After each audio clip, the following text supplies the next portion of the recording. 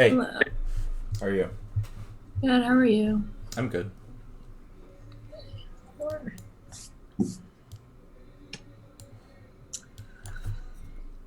Um, so these are, these are like the cars passages. I know I told you I didn't get to two of them, and then I tried them on my own, and I didn't get like too far with them. So Okay. So they're gonna be weird because it's Kaplan, but let's uh let's go yeah. at it anyway. Um, this one's like wait. Can you see my screen? What's up? Can you see it? Mm-hmm. Oh, okay. Yep. Okay. So Yeah. yeah. I didn't like I don't even think I got to read the whole thing when I was taking it. Yeah. It Um looked like at least. okay. So cars, um it's like the opposite of what I usually say. I would recommend like reading it first. So let's so I'm going to like read it and we'll like I guess summarize like the paragraphs as we go along.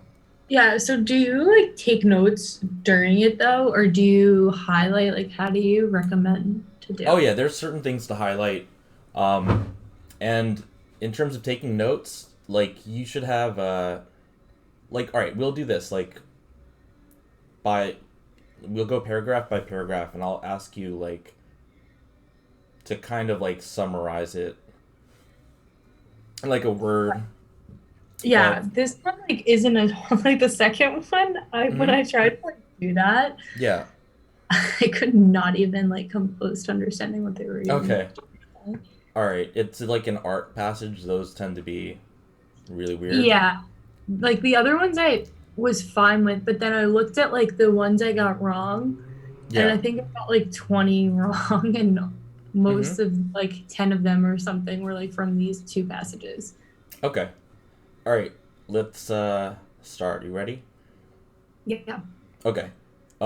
Given his luminous treatment of light, sky, and water, I wonder if that pun is intended. Joseph.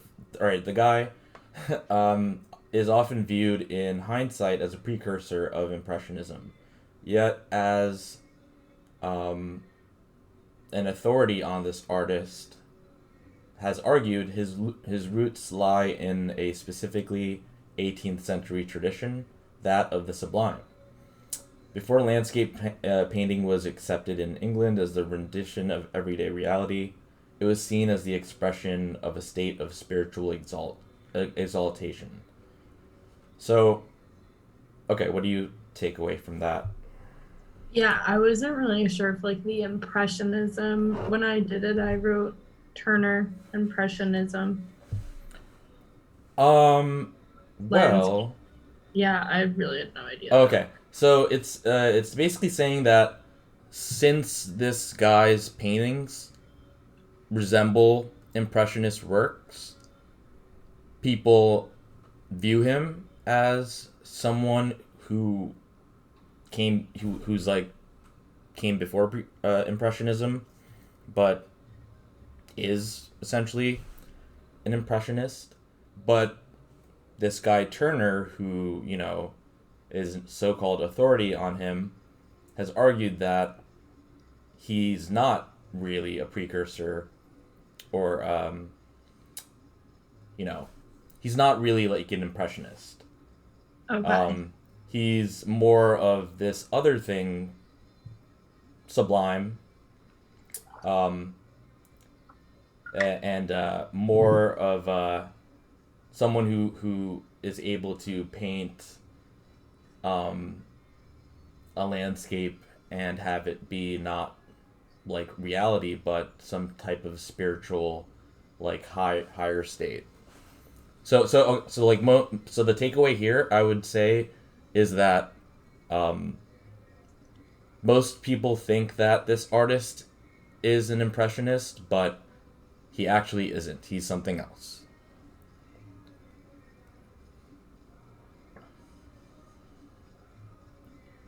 Okay. Yeah, I like just had trouble figuring out what was important because I feel like the wording was weird. Mm-hmm. Yeah, you've highlighted the right things, like the yet part.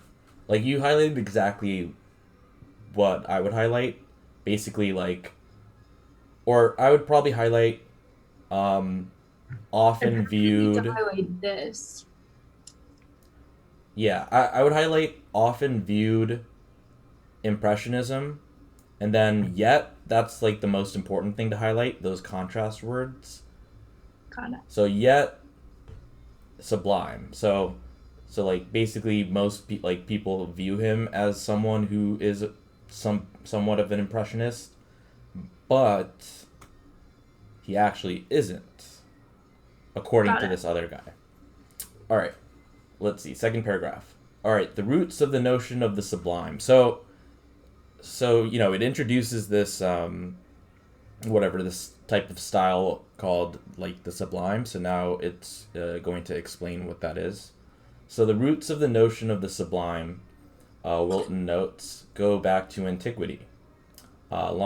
Longinus observed, according to an 18th century paraphrase, that the effect of the sublime is to lift up the soul, to exalt it into ecstasy, so that participating, as it were, of the splendors of the divinity, it becomes filled with joy and exultation.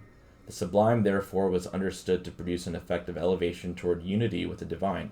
Yeah, you highlighted perfectly exactly what I would highlight. Sublime and what that is. It's elevation towards unity with the divine. Okay. Um, yeah.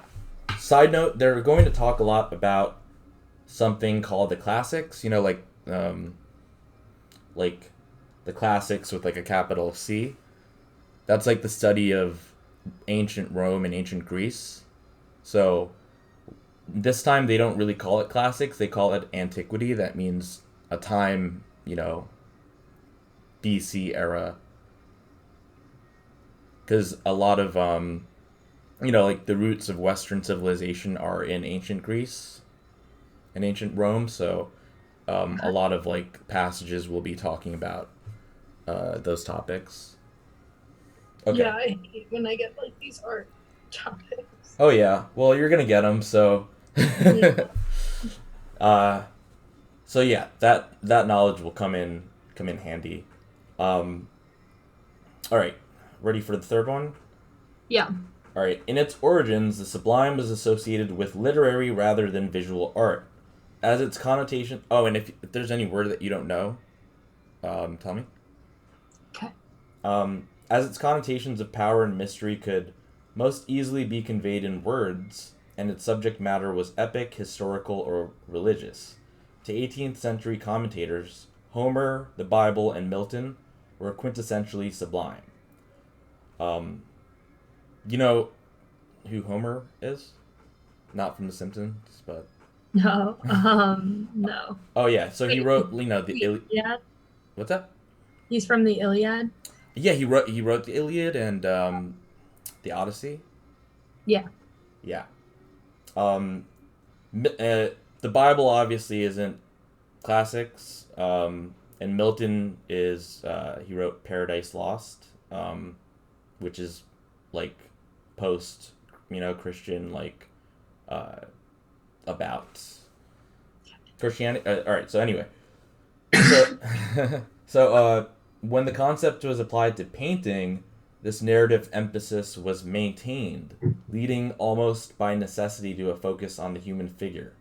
For this person, Michelangelo's Sistine Chapel frescoes exemplifies the sublime in art because it did not show figures except incidentally. Um, Landscape was necessarily seen as inferior. Okay, so all right, what do you think this one is saying? Um, okay. What I put was like I thought probably this is important, the Yep. literary, not Mm-hmm. visual. I wasn't really sure what this epic part of it meant. Mm-hmm. I get obviously historical or religious, Mm-hmm. and these are probably just like examples of these Yeah. these people. I am saying, and then So like an epic is referred to like a so like the Iliad, the Odyssey, those are considered to be epics. They're extremely long. They're very they're dealing with very like big things like the Trojan War and Achilles and you know huge like stories. So so yeah, you what you highlighted would is good because they're basically saying that the sublime was originally only associated with literature, like writing, not artwork. So it was applied to painting, um, using an example being Michelangelo's, you know, frescoes on the Sistine Chapel. Um, so that's an example of sublime in art. So maybe I would highlight um, like yeah, probably painting. something Yeah. down here, Mm-hmm. like the about the Michelangelo, like something down here. You think? Mm-hmm. So what? Oh, Oh, so yeah, so basically, like I would highlight something like painting, and then focus and human figure, and so the idea is that so oh, I when they're see. saying that the sublime is is or sorry, when they're saying that sublime is has a narrative emphasis, that means that there's like kind of like well, okay, narration involves like humans, like people, stories, right? So when it was applied to painting, um, the Sistine Chapel frescoes are what are used as examples because they're the paintings are of humans, like of the human figure, and you know, a narrative involves like a human like version of a story, right? And Yeah. and so that was originally like when they applied the sublime to artwork, and landscape painting was not considered to be sublime, which by the way is what the the artist Turner that we're like talking about mostly painted like landscapes. So Okay. so yeah, so like overall like this artist painted landscapes, and that didn't really become a thing until impressionism, so people think he's impressionist. However, he's really this other thing called sublime, and we're learning more and more about sublime. At this stage, we just are at the stage where the sublime has not yet been um,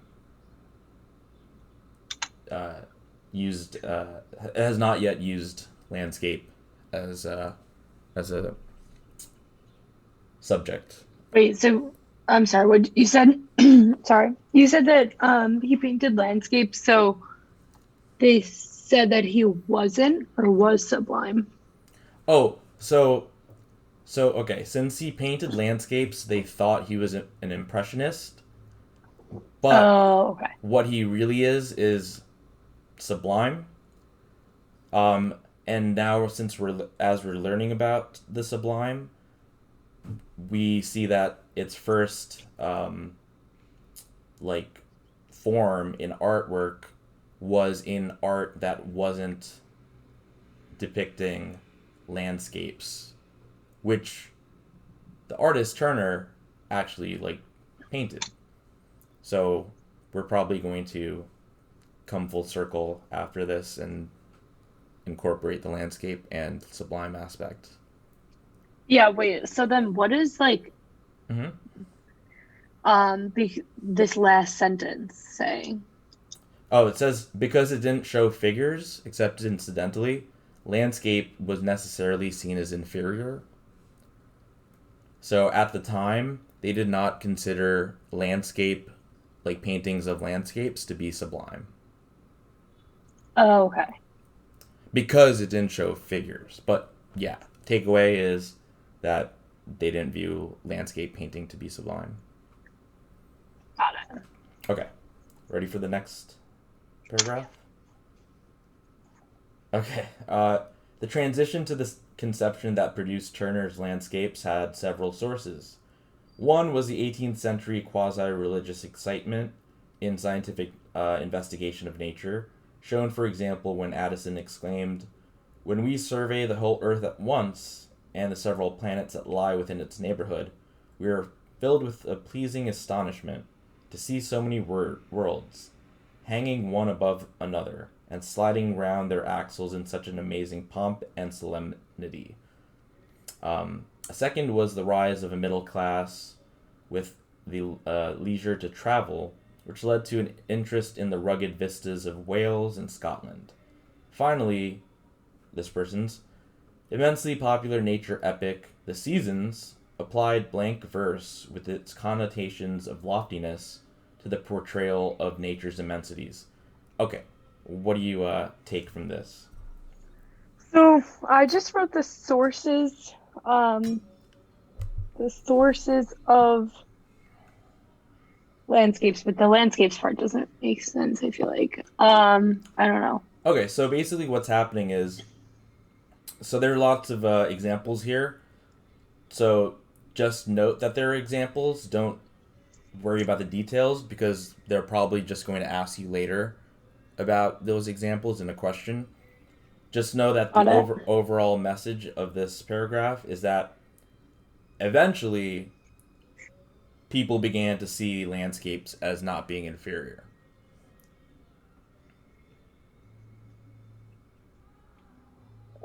And how did you get that from? Oh, it says the transition to the conception. So before that it says landscape was seen as inferior, and then it Yeah. starts by saying it starts the next paragraph by saying that there's a transition, right? Oh. Mm-hmm. Oh, okay, yeah. And then these are the examples of when of people through like whatever history, like after Michelangelo and before Turner, that created this new appreciation for landscapes. Got it. Okay. Last paragraph. By the latter part of the century, there is a well defined notion of the sublime in literature and painting, which included nature, while by no means excluding earlier reference. According to Edmund Burke's definitive essay of 17 or whatever. So when I see like the years and the names, I just say like blah blah, blah or whatever. So it doesn't. Yeah. Yeah. The sublime in nature was closely tied up with vastness, lack of habitation and cultivation, and danger, which, as in the reaction to high mountain passes or storms at seas, was conducive to awe.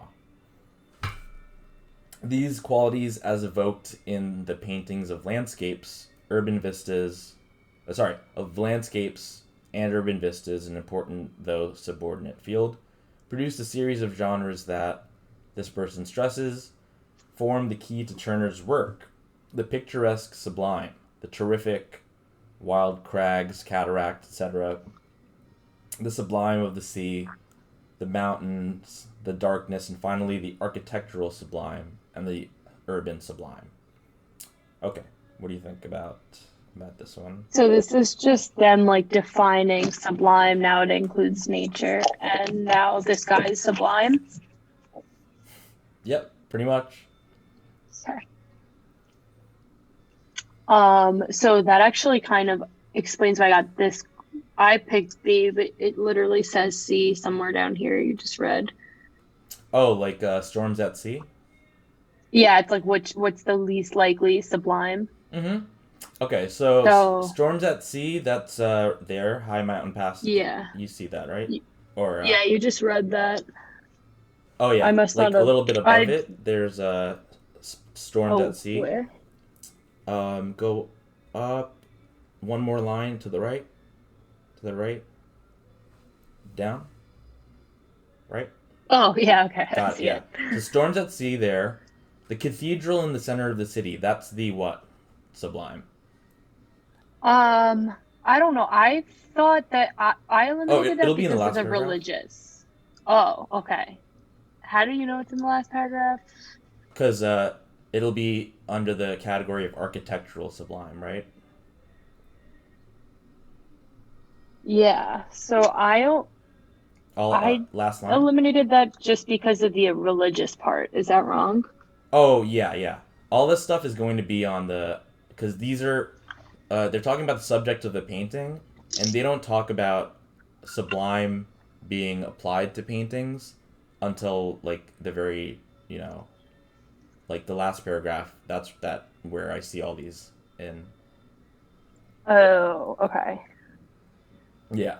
So, cathedral in the center of a city, right? That would be classified as you see where it says if you just lower your cursor by one line, architectural sublime and the urban Yes. sublime. So architectural sublime is the cathedral, That makes and in the sense. center of a city, urban sublime. Um, and then let's see.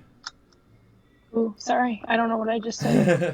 Oh, you probably did like command my It's plus. like the mouse, if you touch it, Oh, I don't know. yeah, it Gets weird. zooms. Yeah. Got it. Okay, then let's see. The eruption of a volcano.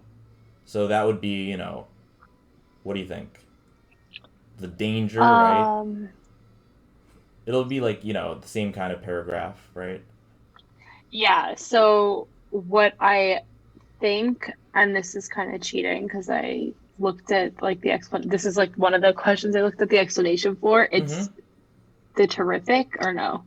Uh, well, I could be it wrong. includes that. So like I look at where it says danger underneath, where it says 1757.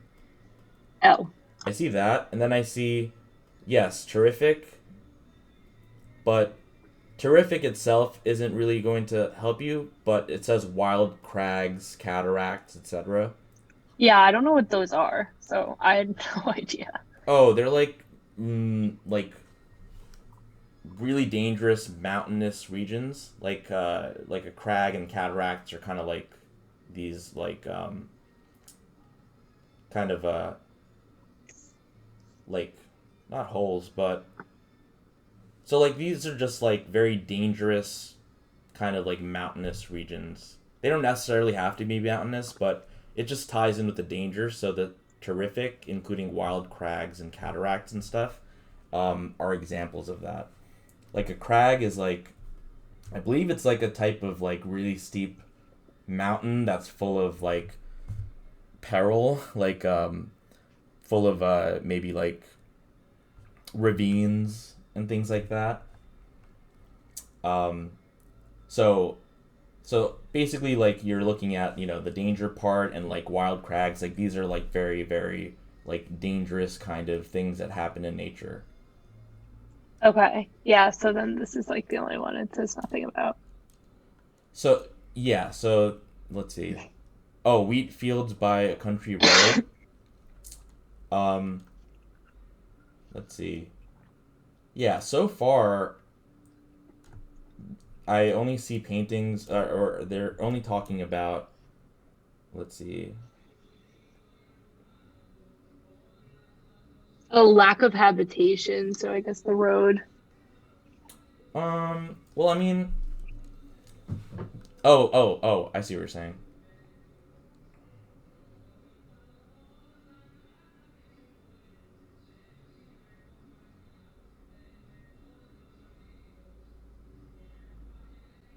Okay, so I guess so they're saying like there should either be vastness, lack of habitation and cultivation, and or danger. Cathedral in the center of the city is a weird one because it doesn't really come up Yeah, it until is the very end. habited. Like where they say like the urban sublime and architectural sublime that's like the final kind of version of Sublime that was like showed up in artwork. Storm at sea, eruption of a volcano are definitely it because they're talking about, the danger, the awe, Yeah. the terrific. Wheat fields by a country road. So I think that one, just because it doesn't include danger, nor does it include the architectural or urban sublime. So purely based on lack of that. Passive elimination. I'm curious as to what they say. Is it because of the same thing? I remember Signs of this. habitation and cultivation. That's pretty. I don't really Yeah, pretty much. like that much because, urban sublime is indication of habitation, right? Yeah, But that's like what's weird. I didn't even think about it until you said it. Now it is kind of weird, but yeah, so it makes sense. I don't really like that as much, but I would choose D because it just isn't the architectural sublime. It isn't the terrific part or the danger part, or the urban part. So just by process of elimination, like the rest of the whatever choices are make sense. Yeah, no, that makes sense. Mm-hmm. Okay, so now we're gonna look for the word Burke, and that's all the way at the end, where which is what we just looked at. So that's good. So how did he contribute to the development of the concept of the sublime? He wrote an essay, and he tied it up with vastness, lack of habitation, blah blah blah. Right? Yes.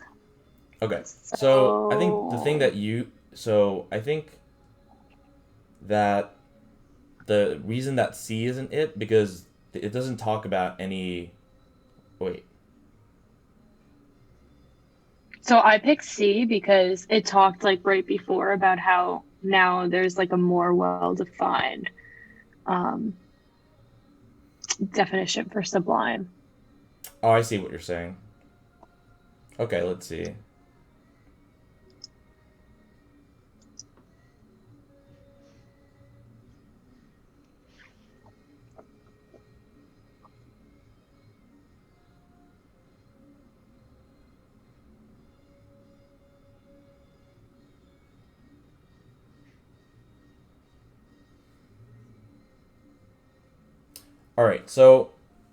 All right, so for I'm looking at the uh, the paragraph above that,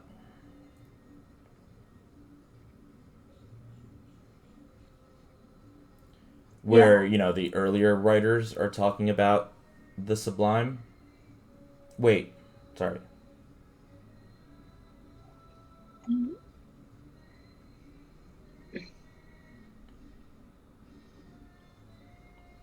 Okay.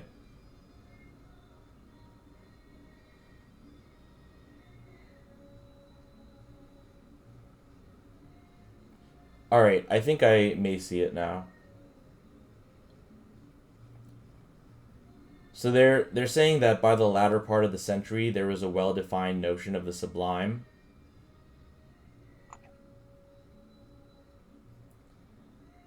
But it doesn't necessarily say that Edmund Burke is the one who basically who defined it. Even though it says definitive essay.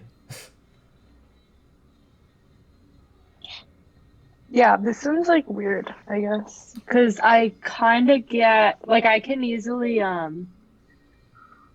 think I could rule out A because I don't really think it's talking about like the genres so much. Oh yeah, that's the dude who's oh wait. That I think Andrew Wilton says. Last paragraph. Last See there says genres before. Oh yeah. Okay, so yeah, So that's I definitely would not it. think of that as Wilton. And let's see, broadening to include wait, sublime to include nature. So at first Mm-hmm. I didn't, because it said something about including nature, but I thought this was better. Oh yeah, so the nature part happened earlier, where it says, like I'm sorry, in the second to last paragraph. Mm. Yeah, It happened. this is just where it says the transition to the conception that produced Turner's landscape had several sources. So landscapes, aka nature, now we're finally seeing it as sublime. Got it. So, Okay, yeah, that makes sense now. But then, mm-hmm, like I see how it could be G, but I also feel like it could be C because mm-hmm. the well-defined and then like the earlier reference is why I But it says picked that. by no means excluding earlier referent. Yeah, I don't really know what that like meant, I guess. That Oh, could be just why I got it wrong. like people who so it's talking about it's like talking it's referencing people who sorry it's like people who uh refer make references, I guess. I think it's talking about the people who talked about it before, like they're saying by the latter part of the century there is a well-defined notion of the sublime in literature and painting which included nature but by no means excluding earlier reference. I think that means that it's not excluding the earlier um, people who tried to define or tried to talk about nature being sublime. Like the basically, it's saying like the people that talked about this in the second to last paragraph, they're not excluding those people. Let me check the definition of referent, then it would make sense. But that's my guess. It's referring to the people who are before the latter part of the century, like the early part of the century. So the people that are in the second to last paragraph. Okay. Let's see. The thing that a word or phrase denotes or stands for, one that refers or refer. All right. So yeah. So it's what I thought. So basically, it's the person that refers to something. So it's talking about. So it's saying that. So okay, the paragraph above that were the first people who started to write about what the sublime is. Yeah, wait. So I think it's saying like it's not excluding what the earlier people are saying. Yeah, because And then this is okay. it says like by like after that period of time, or yeah, after that time, we finally had a well-defined notion of what the sublime is, which includes nature, but we're not excluding the people who talked about it before. Yeah, so that's what makes this wrong when I see that. And then defining some qualities in nature that could be considered sublime. He did, right? Like the storms at sea. Yeah. Okay, this one makes sense. Yeah, so like his thing, so like, cause we're trying to see like, is he giving a clear cut definition of sublime, or is he? Because we know what that is, kind of. We know that it's like, elevation towards unity with the divine, right? Hmm. But what Edmund Burke has done is he's giving us very specific examples in nature that the other people in the paragraph above that have not done. Yeah. No, this one makes sense now. Okay. I see. I get this one. According to the passage. Oh, I hate these. Change the conception of the sublime in the 18th century. I Okay. like really Mm-hmm. had no idea for this one. All right. So let's just go at it Roman numeral by Roman numeral. So a depiction of a nature through a literary form associated with exalted themes. I see that in the second to last paragraph. Yeah, I mean, I got Mm-hmm. this. I like was pretty sure it was this Mm-hmm. when I read this out of the other ones because um I got it from like here, kind of though. Is that wrong? Wait. Oh wait. Hold on. Yeah. No. No. No. You're right. You're right. Okay. So yeah, I guess I knew it was one. Um, Mm-hmm. Yeah. I And had no idea what like where astronomy came in, I guess. oh well. So just look for Or Addison, right? And then Addison yes, is there, and he says, "When we survey the whole Earth at once, blah blah blah." where is Oh, left. Addison? Exactly where you were. Oh, Yeah. perfect. Okay. Mm-hmm. Yeah. So this is basically like, yeah, they're talking about when we survey the whole Earth at once and several planets, blah blah blah. So it's talking about the Earth and planets and stuff like that, and it being pretty cool. Um, and then it says, but it says that it was just based on this quasi religious excitement in scientific investigation of nature. It doesn't mention any recent discoveries in astronomy, and it doesn't mention Addison as someone who popularizes any recent discoveries in astronomy.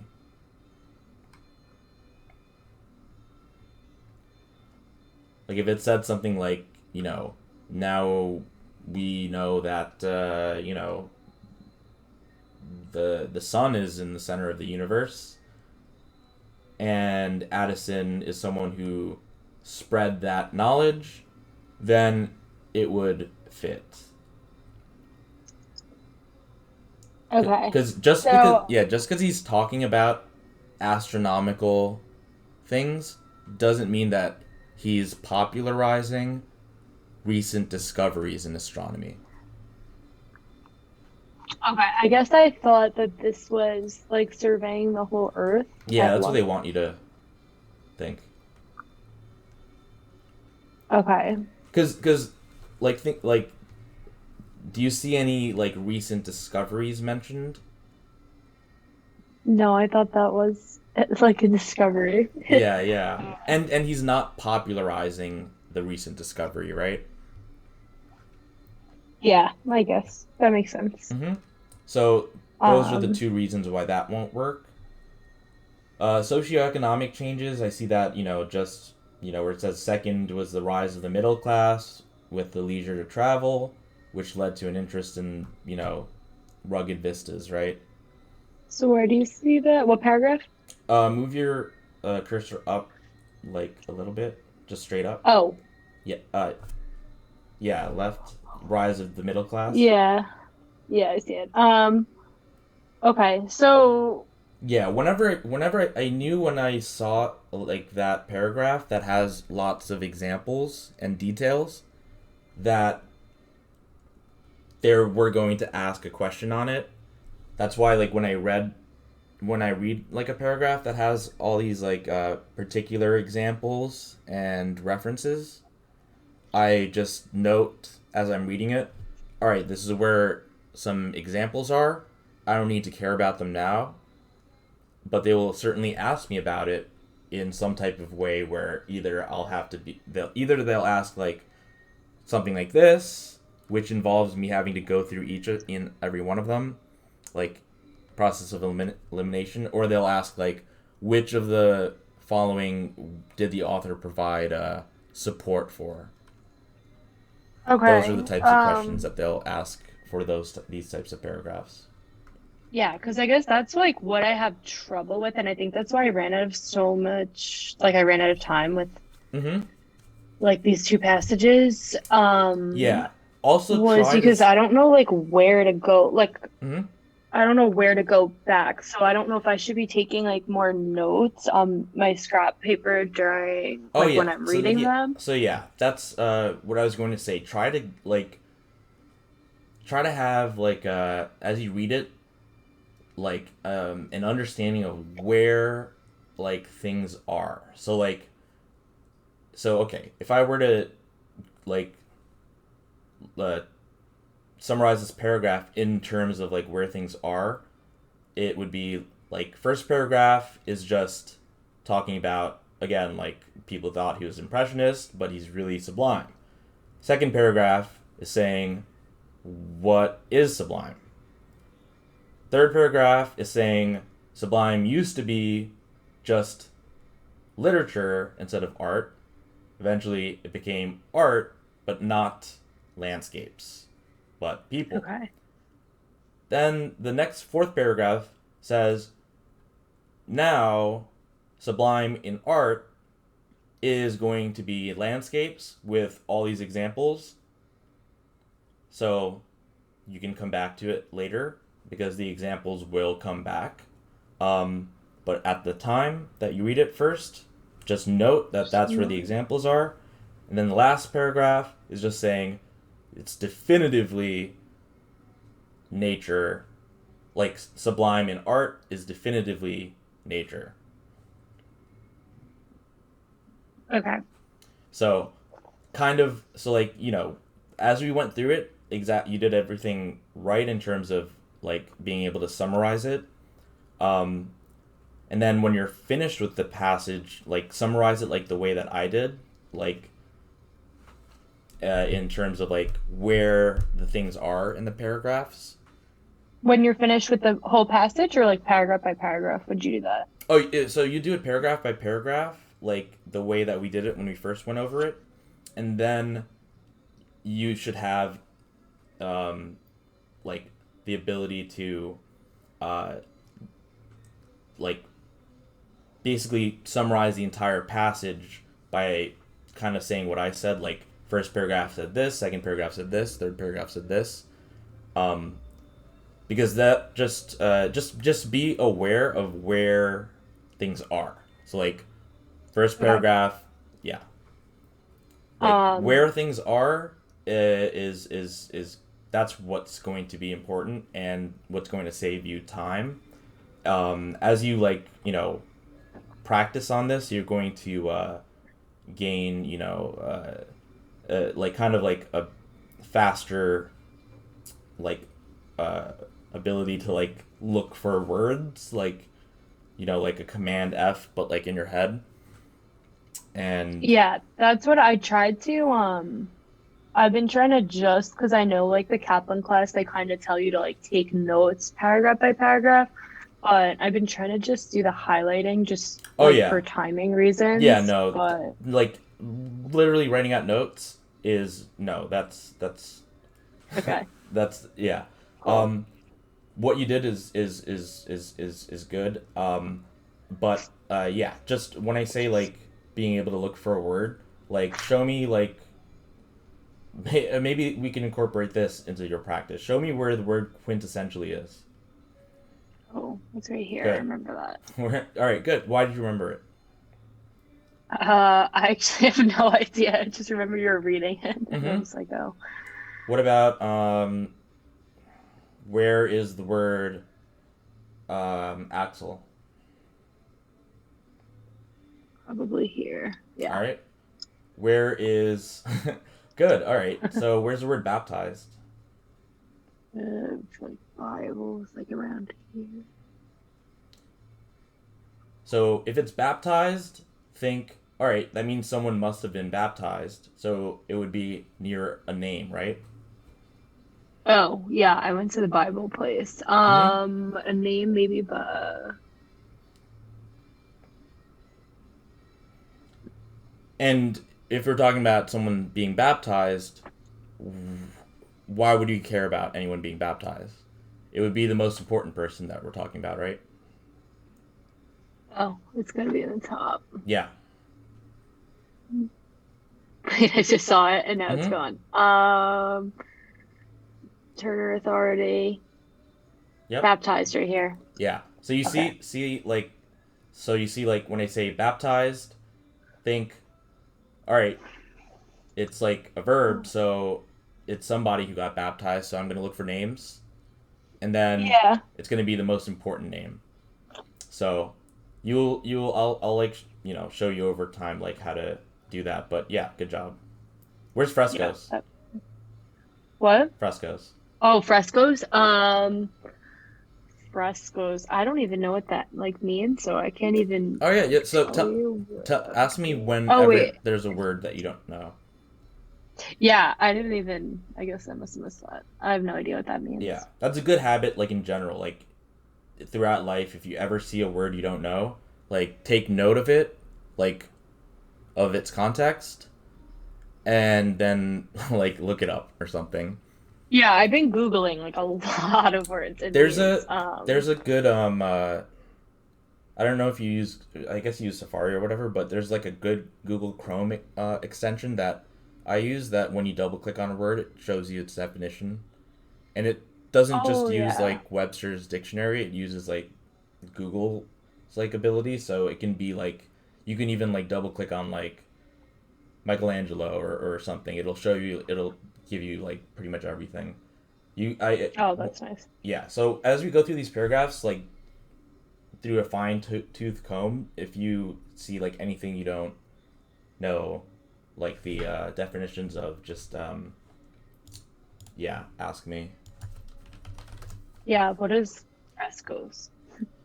Oh, it's a type of well, it's a type of artwork, or it's a type of painting that the Sistine Chapel, like what I'm talking about, Yeah. is Yes.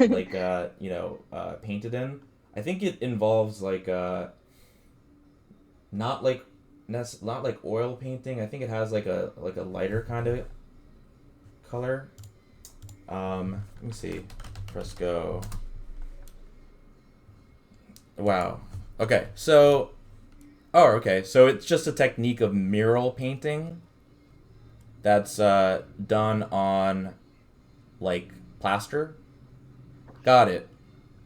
Yeah. Okay. So what I thought, which is that it's not like an oil painting. It's used like, they basically use like water. So Okay. like, have you ever seen like a picture? A like a picture in general or a No. fresco picture? Of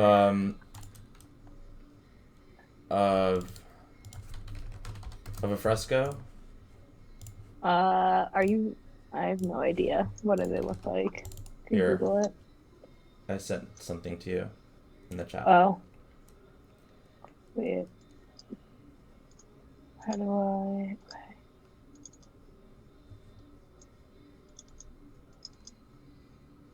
It's loading, I think. Mm-hmm.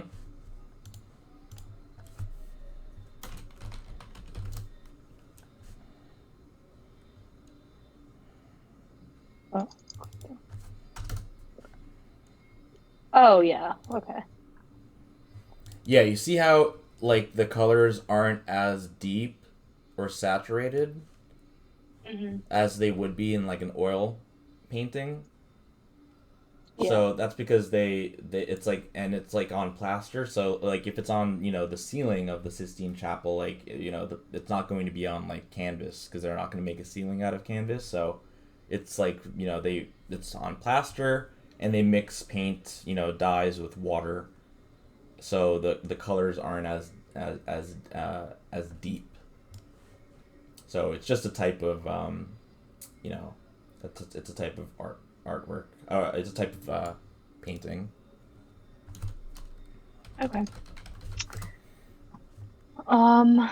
Yeah, that makes sense. Oh yeah, and then Yeah. yeah, crag is like just a really really steep like mountain. Oh, this guy. Okay.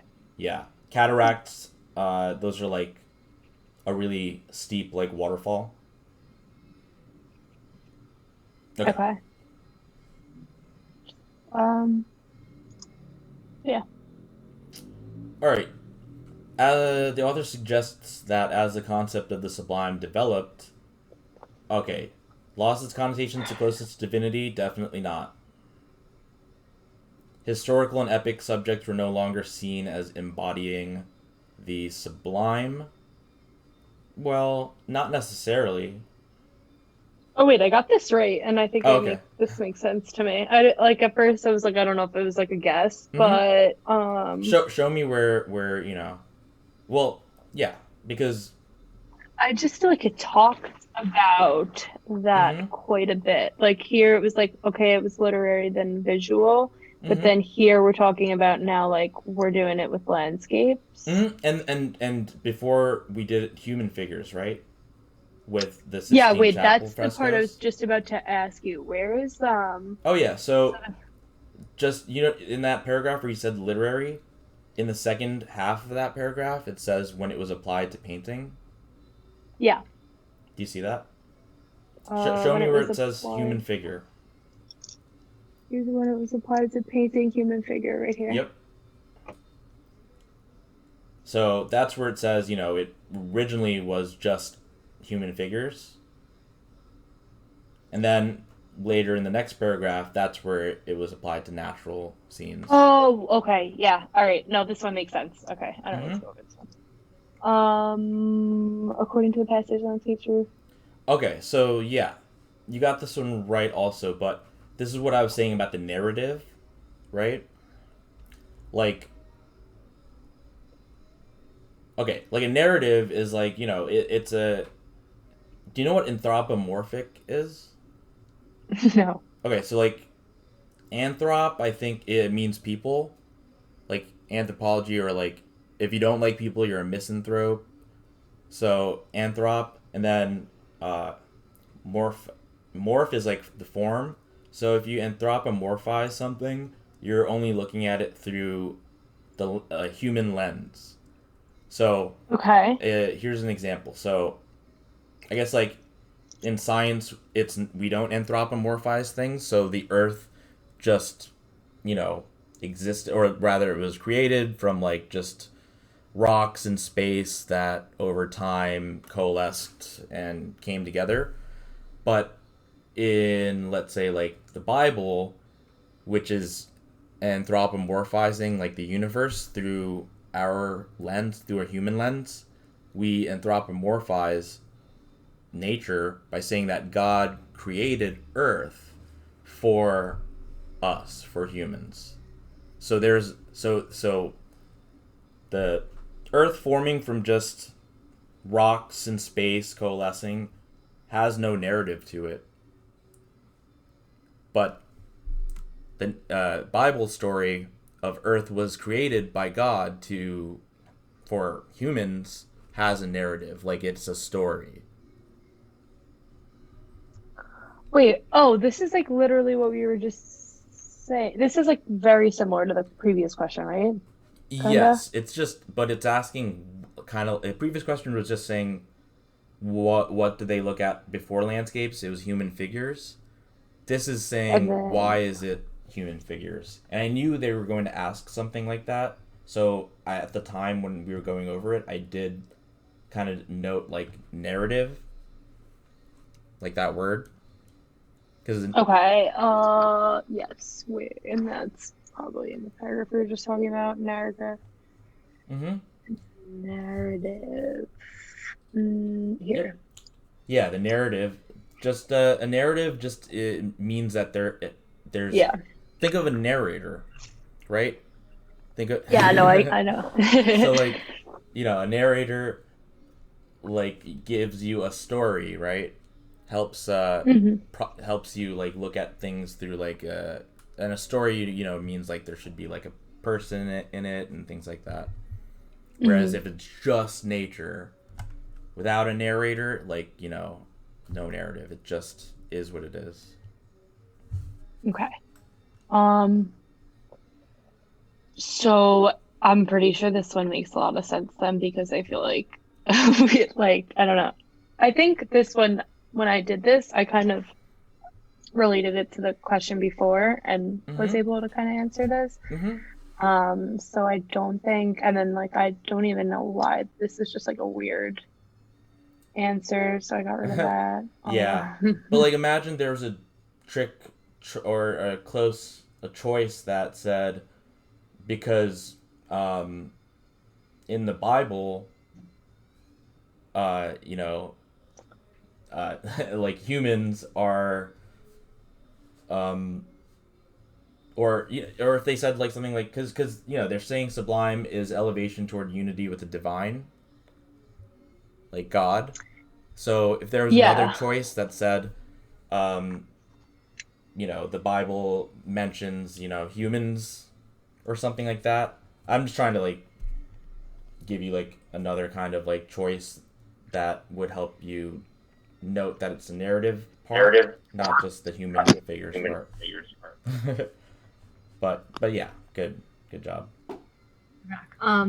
Sorry. When I take my AirPods out for a second, it just like goes. Oh yeah. But no, yeah. This one also, I'm looking at it now, and I think I was able to do it because this one's like only, and then this one's weird. I wouldn't, and then this is like it's purely viewed. So I was kind of like, all right, this is like Oh, really broad you're and saying high. only is too absolute. Michelangelo did Yeah. not too absolute. Landscape viewed purely too absolute. That's also a good. Yeah. That's also a very This is good. pretty broad and it makes sense. Yes. So I just went with. Yeah. So yeah, B, C, and D are talking about absolutes. Those tend to be wrong because an absolute statement is easy to prove wrong. All you need is one Yeah. example, right? Whereas this A is talking about connotations. You know what connotations are, right? Yeah, like a positive or negative connotation of like a word kind of thing. Yeah, it doesn't have to be like it can be positive, negative. It's just like associations with like a word, yeah, and then implied also like help make it more of a soft statement, so much more difficult to disprove. So Yeah, okay. No, that makes sense. mhm. Oh, I got another one right on this one. I'm surprised. Good job. Yeah, So yeah, yeah, this is yes. those types of questions where it's just like where I was talking about like which does the author provide evidence for? Oh, this one I actually think Mm-hmm. this is how I did this one. I don't know if this is like right because I really did not have time to go to the passage. As I told you. So I thought like all of these are claims, and then this is something that is probably like this could be used as evidence to support a claim, and then all of these are like claims that could be supported. Mm-hmm. Yeah. So, I understand you didn't have time for these questions.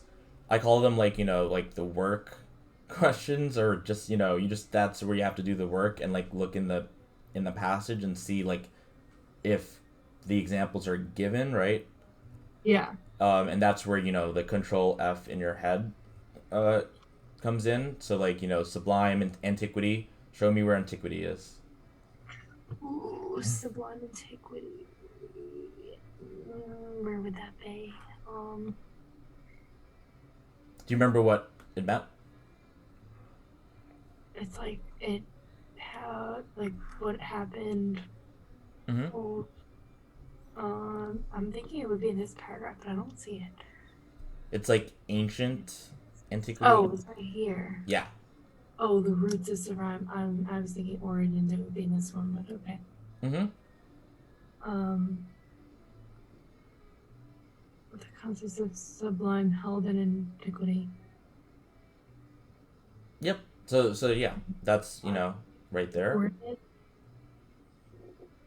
So that's there. So that can't be the answer, right? Yes. And then when you look at B, show me where the word terrific is. Yeah. Yeah. So you can kind of see the word terror in terrific, right? Mm-hmm. Okay. So it's kind of like that. And then visual art being sublime. Visual art being sublime. That's here. Around here. Yeah. Now it says an 18th century authority says that. So show me who says that. Ooh. Probably one of these guys. My Yep. own. Oh, it is? Mm-hmm. Okay. And then conception similar to that of a sublime in a non-artistic context. So, Mm-hmm. a lot of this talking about art, but I was all thinking art, right? literary. Oh, literary is a form of art. That's why Oh. it says literary rather than visual art. Oh, so then this literally just makes no sense. Yeah. So let me give you an example of the sublime in a non-artistic context. When a solid turns into a gas, it's sublimation. Right? Mm-hmm. There you go. Oh, that's it. Yeah. Okay. That's a sublime in a non-artistic context. Okay. Okay. Yeah, that makes sense. Yeah, we didn't talk about sublimation here. Mm-hmm. Right. So that's it for this paragraph. This Mm-hmm. one, but the one before, like, there's the passage too. Mm-hmm. I'll be right back. I have to turn off the alarm. Okay. Cars present to the question 6. Yeah. Wait, no, this is not it. Wait, this is like not the one I wanted to go over. Hold on, whoops. Mm-hmm. 6. This is the one I wanted to go over. Oh no, I always do this. The next question 7. Okay. Yeah, this one was really confusing. Mm-hmm. Okay. All right. So let's just go at it. Okay. Frailty of understanding is in itself is in itself no proper target for scorn and mockery. But the unintelligent forfeit their claim to compassion when they begin to indulge in self-complacent errors, and to call themselves sane critics, meaning that they are mechanics. And when... So, okay, what made you highlight that? There's a question on it. Mm-hmm. Oh, okay, So, okay. All right. I literally put this one back to highlight Okay. it. So all right, let's see. And when relying upon their numbers, they pass from self-complacency to insolence, and reprove their betters for using the brains which God has not denied them. They dry up the fount of pity. The task of editing is continually attempted by scholars who have neither enough intellect nor enough literature, unless a false what? Unless a false reading chances to be unmetrical or ungrammatical, they have no means of knowing that it is false. Okay, so this is pretty philosophical here.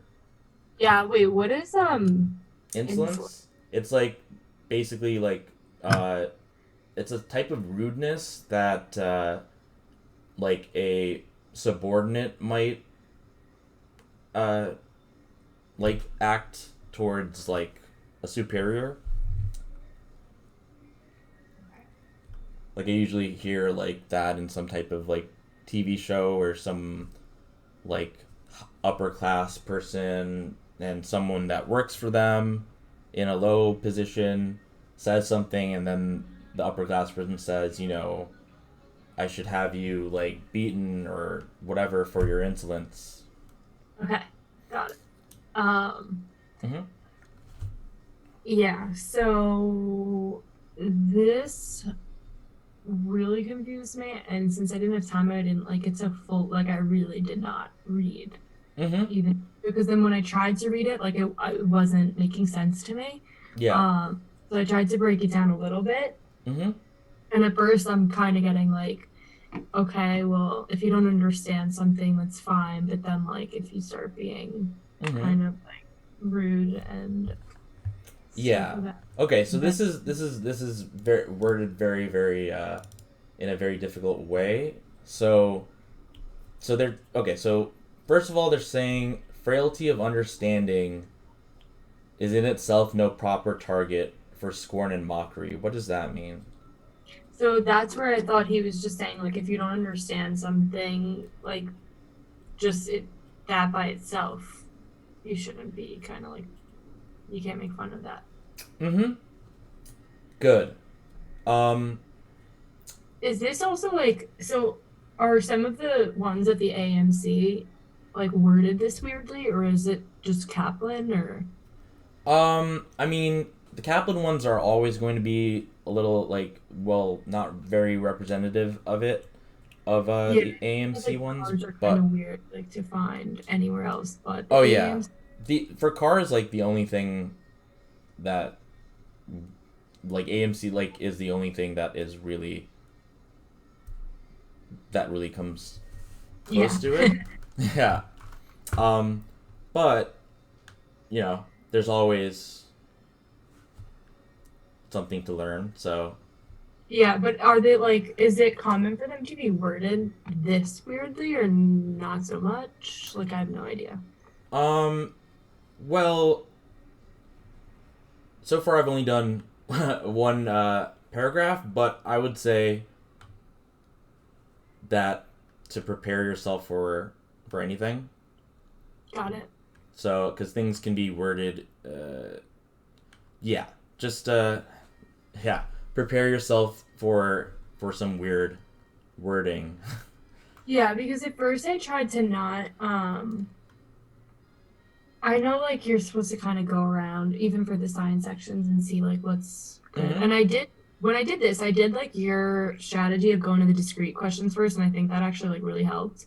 Um, Oh, but you can't for fine. cars because there aren't any. Yeah, but I Oh did yeah. that for the science questions, and then for cars and this, I tried to not like or at least for just cars, I think, not Mm-hmm. so much as sciences, not skip around so much, and I Mm-hmm.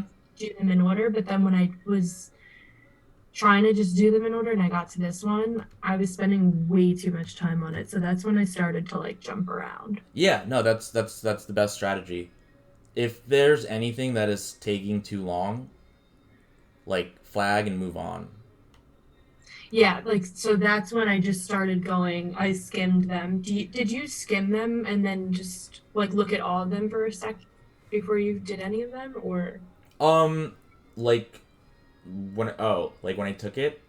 Yeah, but like Kaplan tells us to go look at them each for like a minute and then rank them on like how you want to do them. But I feel like that just takes a lot of time. Yeah, that would take some time. I would do them in order, but yeah, but like I guess like the thing that you just said about like for like a minute or whatever, like yeah, if you're at this stage where you're like frailty of understand where you're like can't get past like beginning, that's a good time to like To skip it. yeah to like yeah And then to just do the rest in order unless I like can't kind of thing. yes anytime, 'Cause yeah, that goes this for section, anything right. Yeah, because this is like the other sections. Chem Phys, actually, no, I lied. For Chem Phys, I finished pretty much like the two the two ones yesterday, I really like rushed through, but biochem, and psych soc, I finished with like 20 minutes left about. hmm But this one and the Chem Phys, I kind of was like really, really pressed. yeah, so the fact that this is passage 2, right, and like on the real MCAT they do this all the time because they want to freak you out, like first passage or second passage, some early passage is going to be Weird. like prohibitively like difficult. And think about it. Why do they want to do that? They want you to so yeah, given that this is passage 2 and it's already like this, I would be very quick to move on to the next one because with each passage that you complete, you gain confidence. So if you come Mhm. back to this, if this was like passage 7 or whatever, it would be like a little bit more, you'd feel a little more fine because you've already completed whatever six passages, but since it's the second one, you haven't like you don't have that like confidence or momentum from having done other ones. Yeah, no, that makes sense. Mhm. I think Right back. I'm gonna get something from the fridge. okay.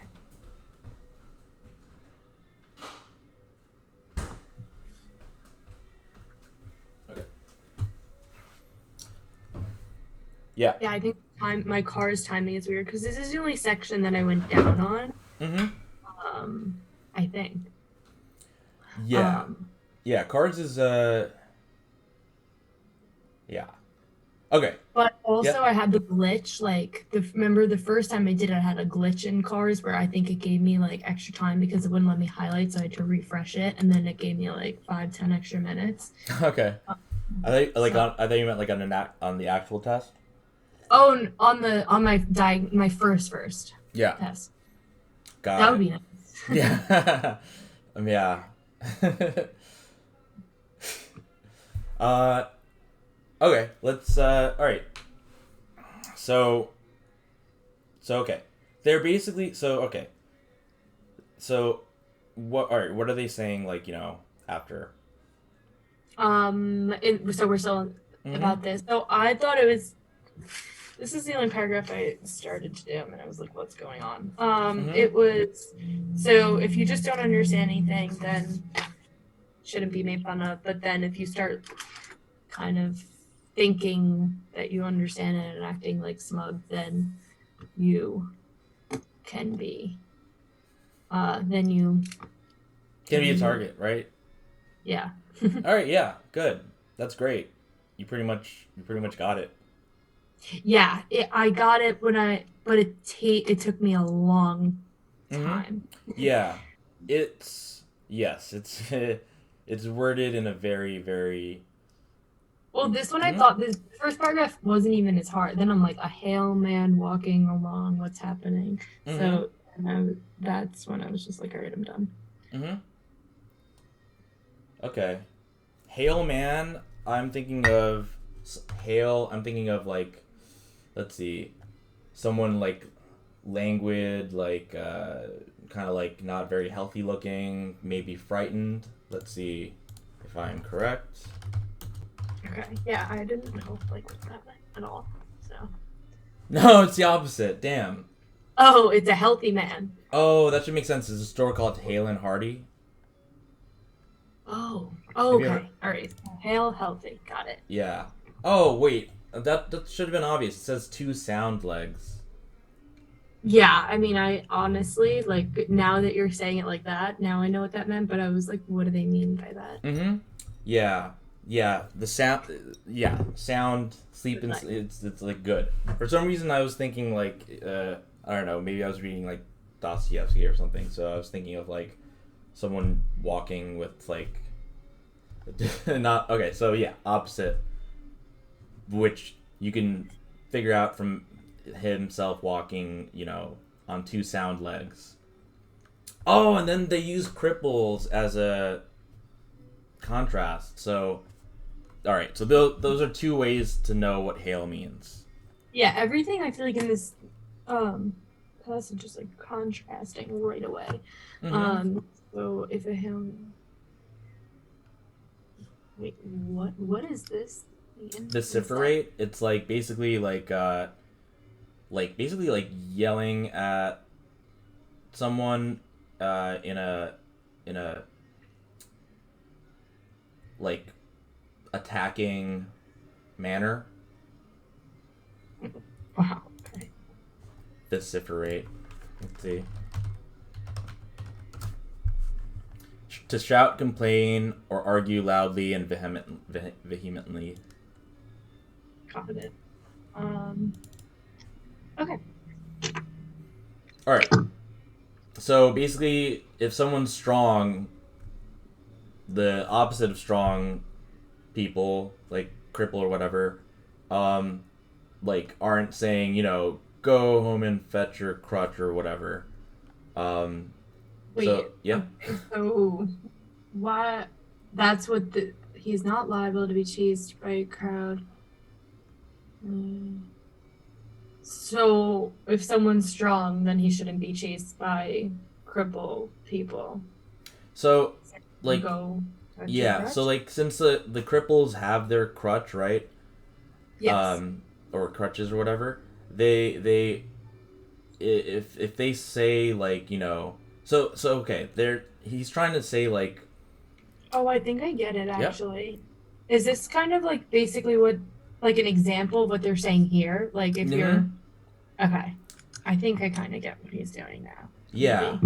So he's saying like this isn't this is an example of not being a target for scorn and mockery and stuff. Yes. Yeah. Okay. That makes sense to me. Mm-hmm. So let's see. If a reasoning man edits a classic rationally, he is. Wait. What? Oh, like he is going to be, you know, whatever targeted. Oh, wait. Oh, he is liable to be chased, is what Mm-hmm. he's saying. Okay. Yeah, that's what I was reading that. I was like, what is he? Okay, that makes sense though. If reading and edits a classic rationally, would it like, oh, edits a classic novel? Because that's okay. Wait, what are you Yeah. saying? Oh, I haven't Like, even looked at that yet. yeah, well, when I Mm-hmm. just, I didn't really reread the question, but when I was trying to go Oh, over this it, goes. See how I said about classics? It yeah, always oh, comes up. I have that written down now. Yeah.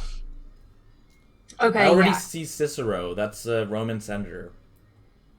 this makes sense. This is as far as I got because I know you told me to like try them at least by Oh yeah, yeah. myself. The ones I ran out of time for, Mm-hmm.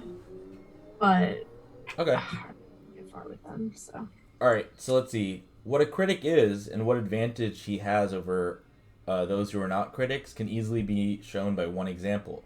Cicero's oration Pro Rege di Dietaro was edited between 1830 and 1840 by or by these people, right?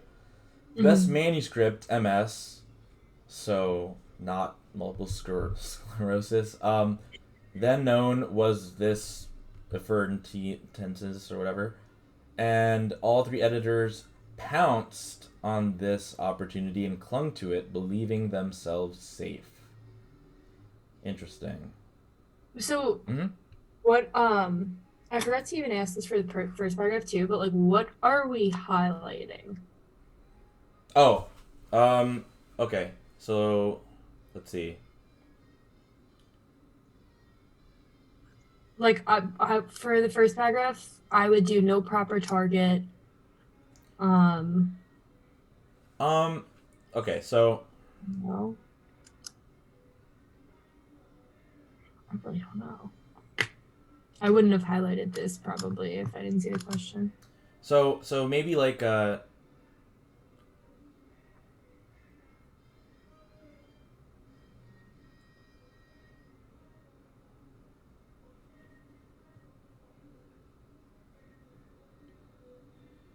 it's almost like I am thinking of like it backwards, but like for instance, I would highlight target Okay. and um like maybe call themselves sane critics. So it's out of order, but the idea I guess of highlighting is that you're just seeing the highlights.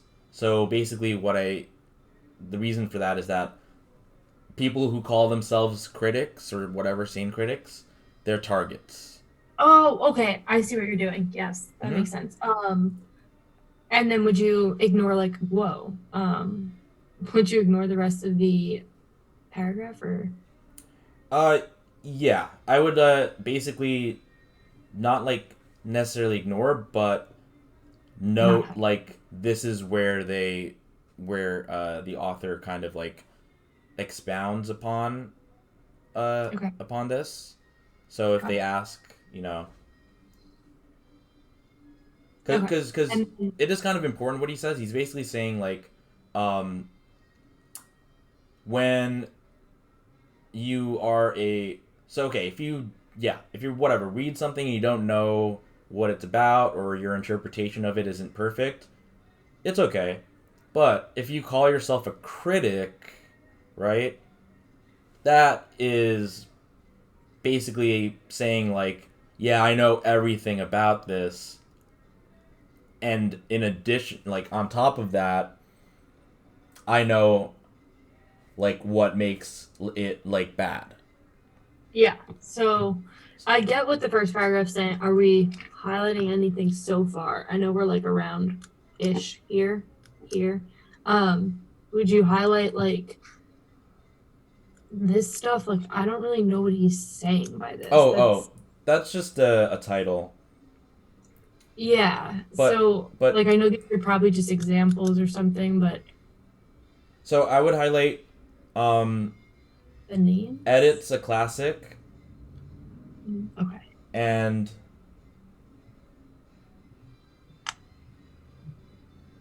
chased above that. This is also like a backwards, thing.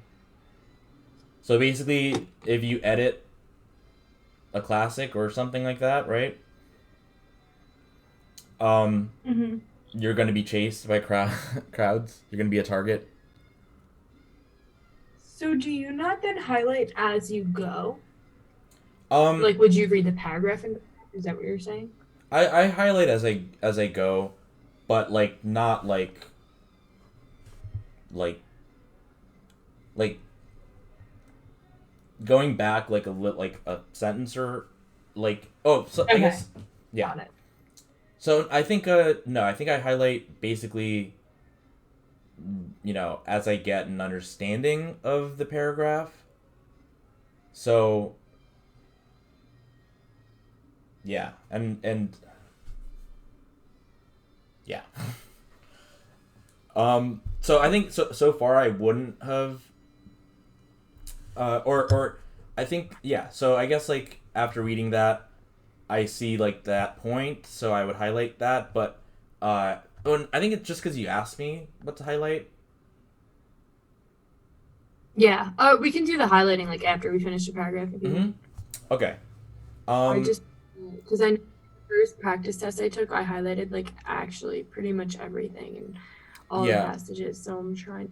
Yeah, I like to out, like, highlight like just yeah, you saw like target, critic, just like no like It's a little harder. All right. So this is an example, right? So also like, as you read this, like you're going to like be trained to like read actively. So like right away I see, that reasoning man edits a classic rationally, right? He's, going to be subject to whatever, being a target, right? And then when they talk about yeah. And though it's about the healthy man, like what is Wait, what's up? like when he's saying this reasoning man, is he talking about the healthy man? Like what is he saying? Oh, wait. You I think he's not talking about it, right?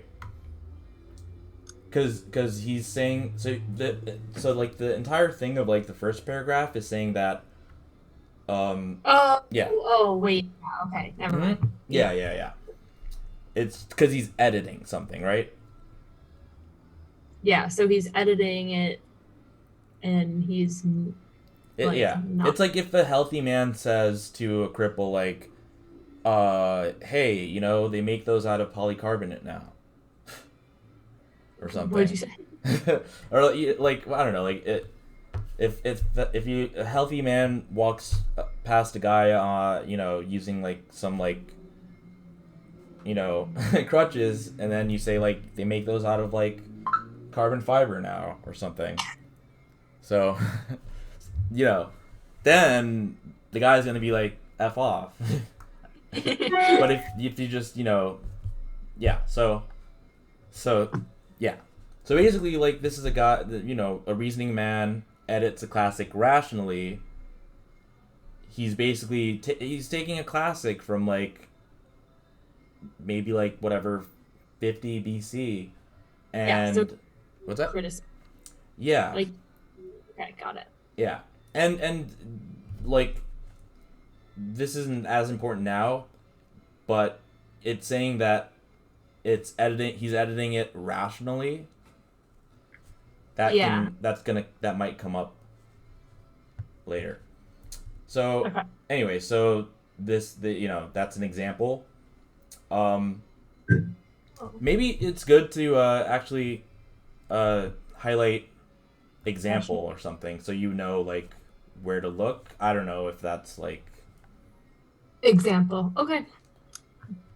um but okay, so basically this is an example of people editing a classic, by Cicero. So okay. In 18, Oh, yeah. that's what he's giving. Like okay, I wouldn't. Mm-hmm. Example, I wasn't sure. Okay. No, it's making sense now that we're actually doing it. It's Mm-hmm. what he's saying now is the example.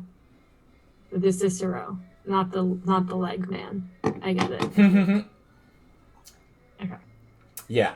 Cicero in this analogy is the cripple. Okay.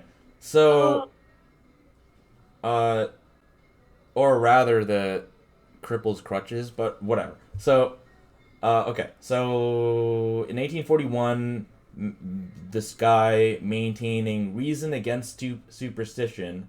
I knew the rational part was going to come in because okay, so maintaining reason against superstition in Cicero's text, as I now maintain it in this person's, impugned 17 readings adopted from. Okay, all right. what does this mean? Impugned. I'm thinking of like impunity, but wait. But in context, it seems like it would be. Let's see. Let's see.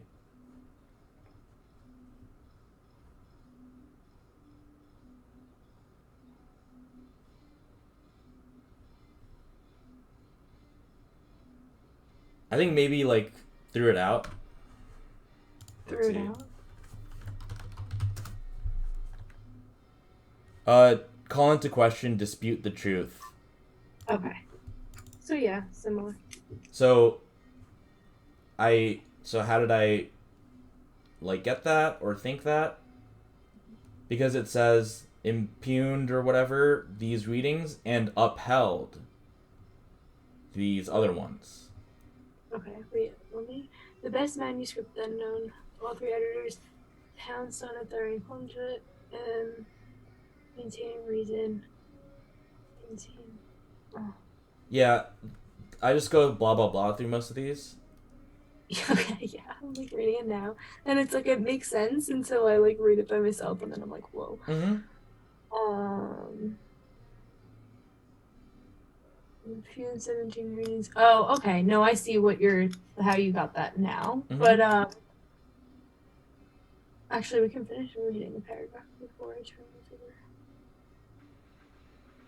Where are we? So now we upheld the reading of the inferior manuscripts.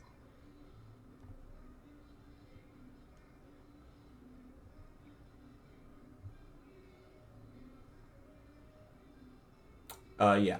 So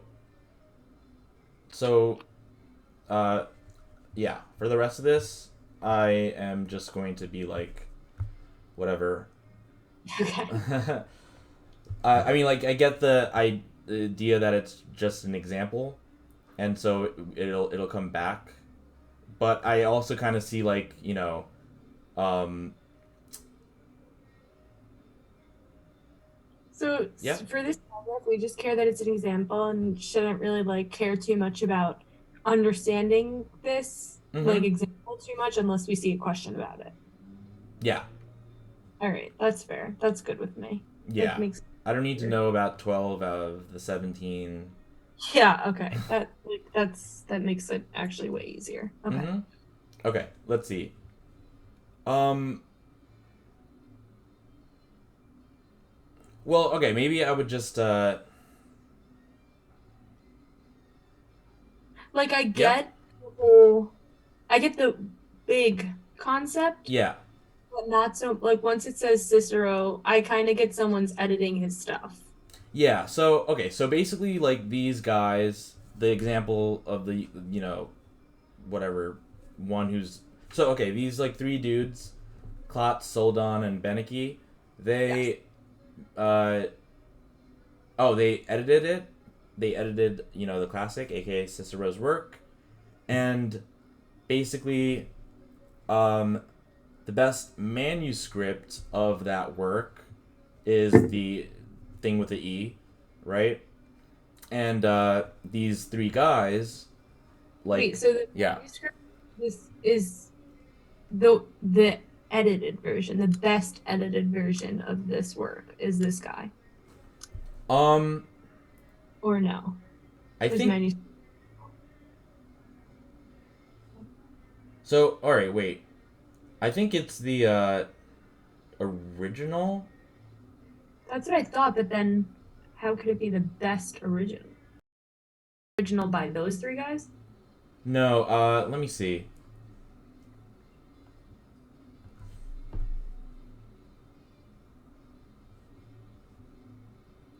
I see. I think it's the original. Okay. It's a version of the original because if they wrote it right, they wouldn't pounce on this authority, right? It's someone else that wrote it. They're using it as an authority. Wait, they meaning The clock. three dudes, yeah. Okay, so it's not the original.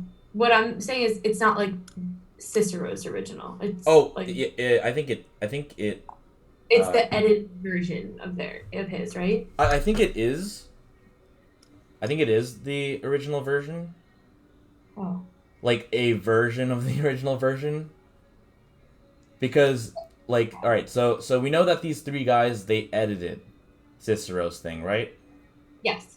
All right, and then it says that the best manuscript, the editors pounced on this authority and clung to it. If they wrote it themselves, they wouldn't consider the manuscript the authority. Wait, I don't understand what they even mean by saying that they pounced on this authority and clung to Oh, it. yeah. So a manuscript. So a manuscript is like the first like copy of something, right? Manu like whatever. I think that's like hand, so like handwritten or something like that. Oh. Like, uh, I think yeah. and Wait, what's up? I think I might understand what it's saying now. Mm-hmm. Yeah, but what I basically like, because I was asking myself as well, if it's Cicero's thing or the edited version, and it's not the edited version because if it was, the editors wouldn't treat it as an authority. Okay. Yeah. I mean, the like I'm worried. Obviously, I won't have time to like think this all through on the MCAT. Oh yeah, So yeah. We can go to the next one. yeah. So I Next mean, paragraph. I mean, but yeah. it doesn't really matter, I guess. Then if I grasp that completely, I could just move Mm-hmm. on. Okay. Yeah, yeah. Yeah, because that would take me like quite a bit to think through. And you know what? After that, it says Matt in 1841, Madvig. He talks about Cicero's text, and he dropped or whatever, called into question 17 readings adopted from the thing by these editors and upheld the blah blah blah. All right, let's just Yeah, we're definitely gonna have to come back to this for the yeah, questions. yeah. So.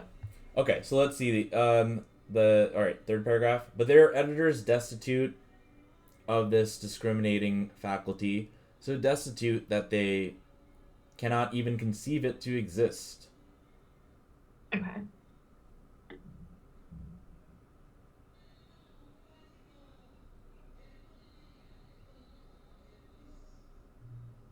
what is this discriminating faculty? Yeah, I know. That's why I went back to.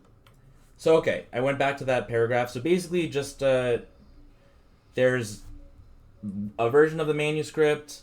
There's parts of the manuscript that we think are good, parts of it that we think are bad, um, and certain people are able to discriminate between the good version and the bad version. Because I'm seeing like inferior manuscripts, blah blah blah. All right. Oh, and I guess then it says they confirm the inferior manuscripts and the superior critic. So if there's a superior critic, there must be an inferior critic. So there's going to be, editors that are not good, that are destitute, like lacking of this discriminating faculty, like ability to tell if something's like inferior or superior, like whether it's a manuscript or something like that. Okay, so, and these are entangled in a task for which nature has neglected to equip them. What are they now to do? Set to try and learn their trade? That is forbidden by sloth. You know what's meant by that? What?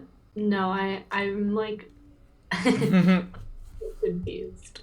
Oh, about so About yeah. like saying like I followed you. So you know like the seven sins? Yeah. Okay. Is sloth one of them?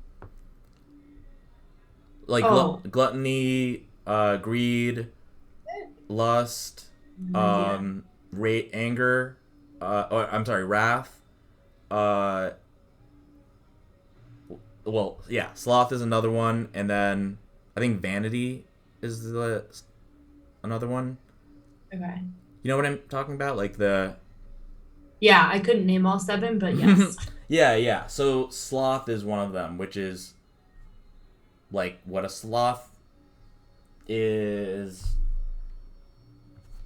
does, which is like what do you think? Like kind of like laziness, like Yeah. It's just lay there. Okay. yeah. Okay. So yeah, and it, it makes sense because it says if people don't have this discriminating faculty, right? What are they to do? Are they going? Yeah. Is just yeah. be able to determine if it's good or bad. Yeah. Parts of the manuscript. Mm-hmm. Okay. Yeah, like a ability or something like that, like senses, So there are editors that can determine if it's good or bad, but cannot even. Oh, so there are editors that cannot determine if it's good or bad. Yeah, destitute, like poor. Yes. Okay. Got it. Yeah. Okay. Yeah. So what are they supposed to do? Are they supposed to learn? No, because they're lazy. Stand. Yeah. This guy's doesn't like certain people. Yeah. Stand back and leave room for their superiors. That is forbidden by vanity. Oh my God! You see this like. Oh, okay. So the seven sins like motif. Yes. Okay. They must have a rule, a machine to do their thinking for them. If the rule is true, so much the better. If false, that cannot be helped. But one thing is necessary: a rule. 100 years ago, it was their rule to count the manuscripts and trust the majority. But this pillow was snatched from under them by the great critics of the 19th century. And the truth that manuscripts must be weighed, not counted, is now too widely known to be ignored. One of my biggest problems when I'm doing this is I have no idea what to summarize this paragraph as, like in my head. Just be like, oh, this is. Sometimes. So okay, like I so far I'm still getting the thing with some people suck at being whatever critics, and some people are good. I'm still iffy on the manuscript thing, but And hopefully, but so far, like I'm still iffy on, yeah, on the exact, I like, okay, yeah. what I'm getting is some editors are good or bad. Basically, the author has like a negative attitude towards these editors, calling them sloths and making it. uh, Um, yeah. He's being very, very, is yeah, criticizing them. I'm thinking of the word. yes. He's criticizing the critics. Yeah. Okay. Um, but I guess like the takeaway that I'm getting from this is just that there are some manuscripts that are good, some that are bad, and the true test of the critic is to be able to discriminate between the good manuscript and the bad manuscript. It's Okay. So then, what is this like rule thing he's talking about then? oh, uh, um, so basically that they're just saying that they're not thinking, so they need to have The like mission. a rule, and so like whatever 100 years ago, the rule was just to count the number of manuscripts and trust the majority. So like maybe like the majority of manuscripts or whatever that people say are good, maybe right because they don't have to. Oh, okay. So this is just like explaining that they're lazy and they're not good. The Uh, rule. yeah, and then you get to see that um, the Yes. great critics of the 19th century. So that's what the author agrees with. So and he says that it's not about counting them. It's not about quantity but quality. So that's why he says weighed. So I'd highlight but. Oh yeah, just yeah, like whatever, like contrast words are always good. So I would basically highlight um I would But highlight count the MSs and then uh I guess but and then great critics and then weighed. And if you want weighed not counted. okay. All right. Okay. Got that paragraph. All right. The sluggard has lost his pillow, but he has kept his nature, and he must now find something else to lull on. What? Yeah. What? That's That? funny. It's just funny in our modern context. Yeah. What is it in this context now? I guess to like To like fall use back. as his rule or whatever to lull on. Let's see. It's probably like a term that means like waste his time on. Let's see. Yeah. To hang loosely or laxly. Okay. To let droop or dangle. To recline or lean in a relaxed, lazy, or indolent manner.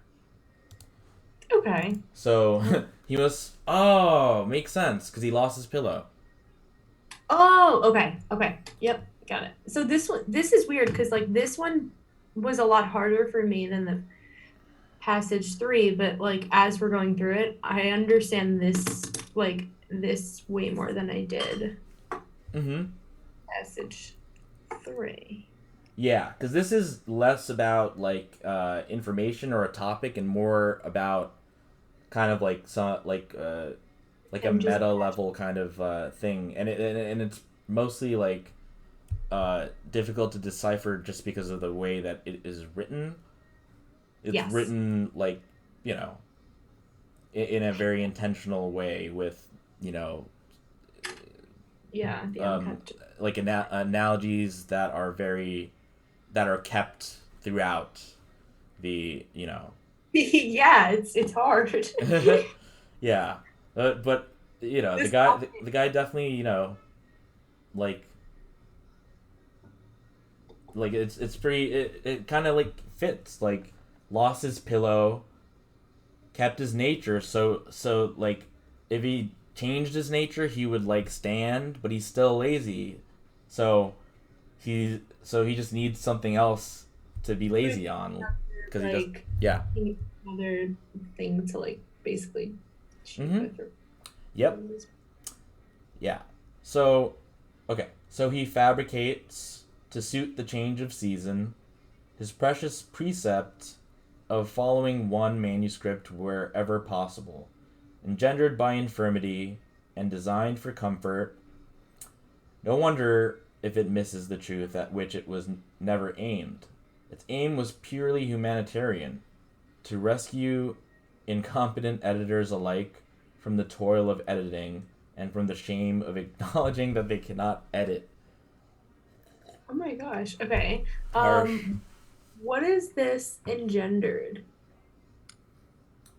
Um. Oh, I guess like just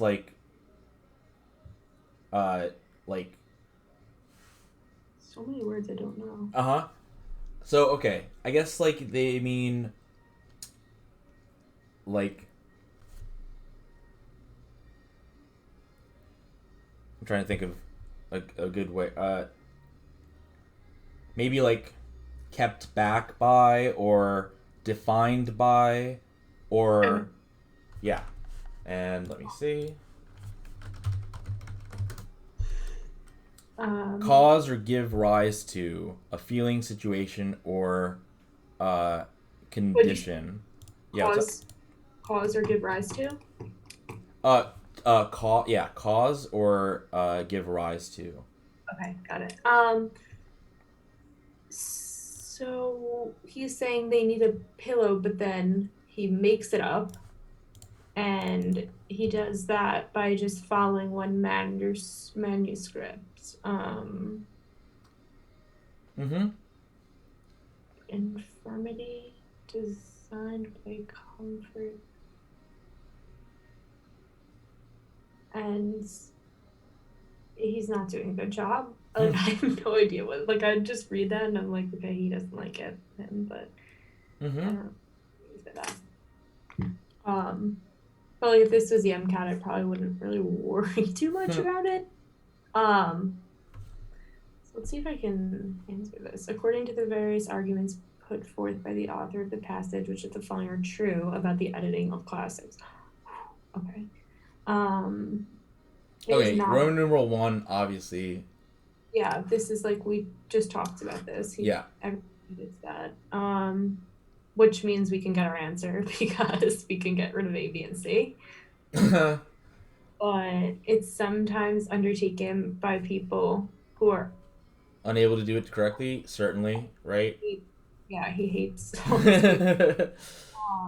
There were important advances in the field during the 15th century. Ooh, okay. 19th So century? I'd probably be like, whoa, if I saw that.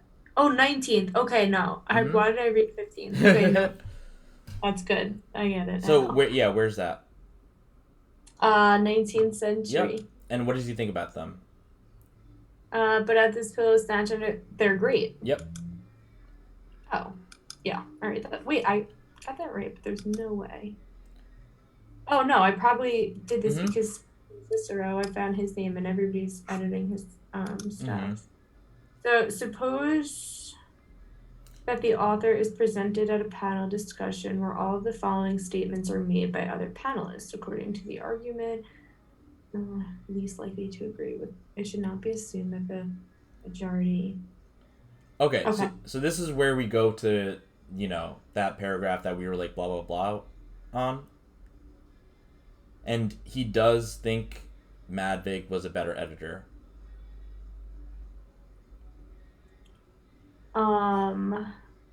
Yeah. Yep.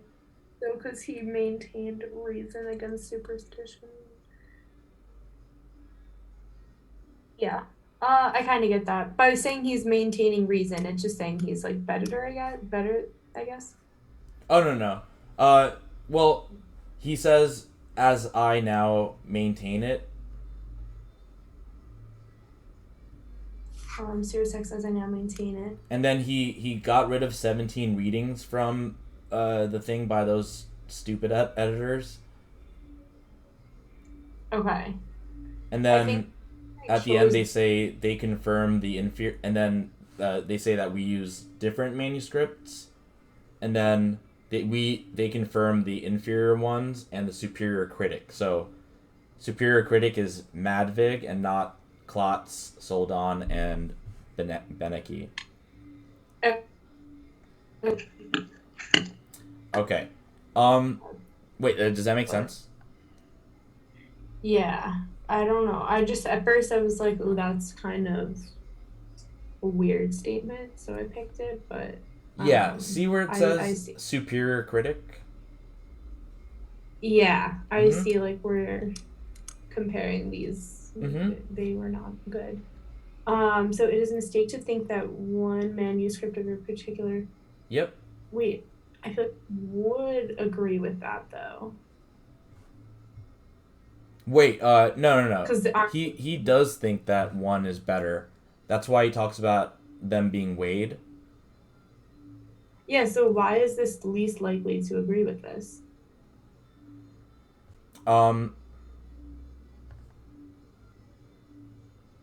Wait, hold on. This is like double negatives over here. It is a mistake to think.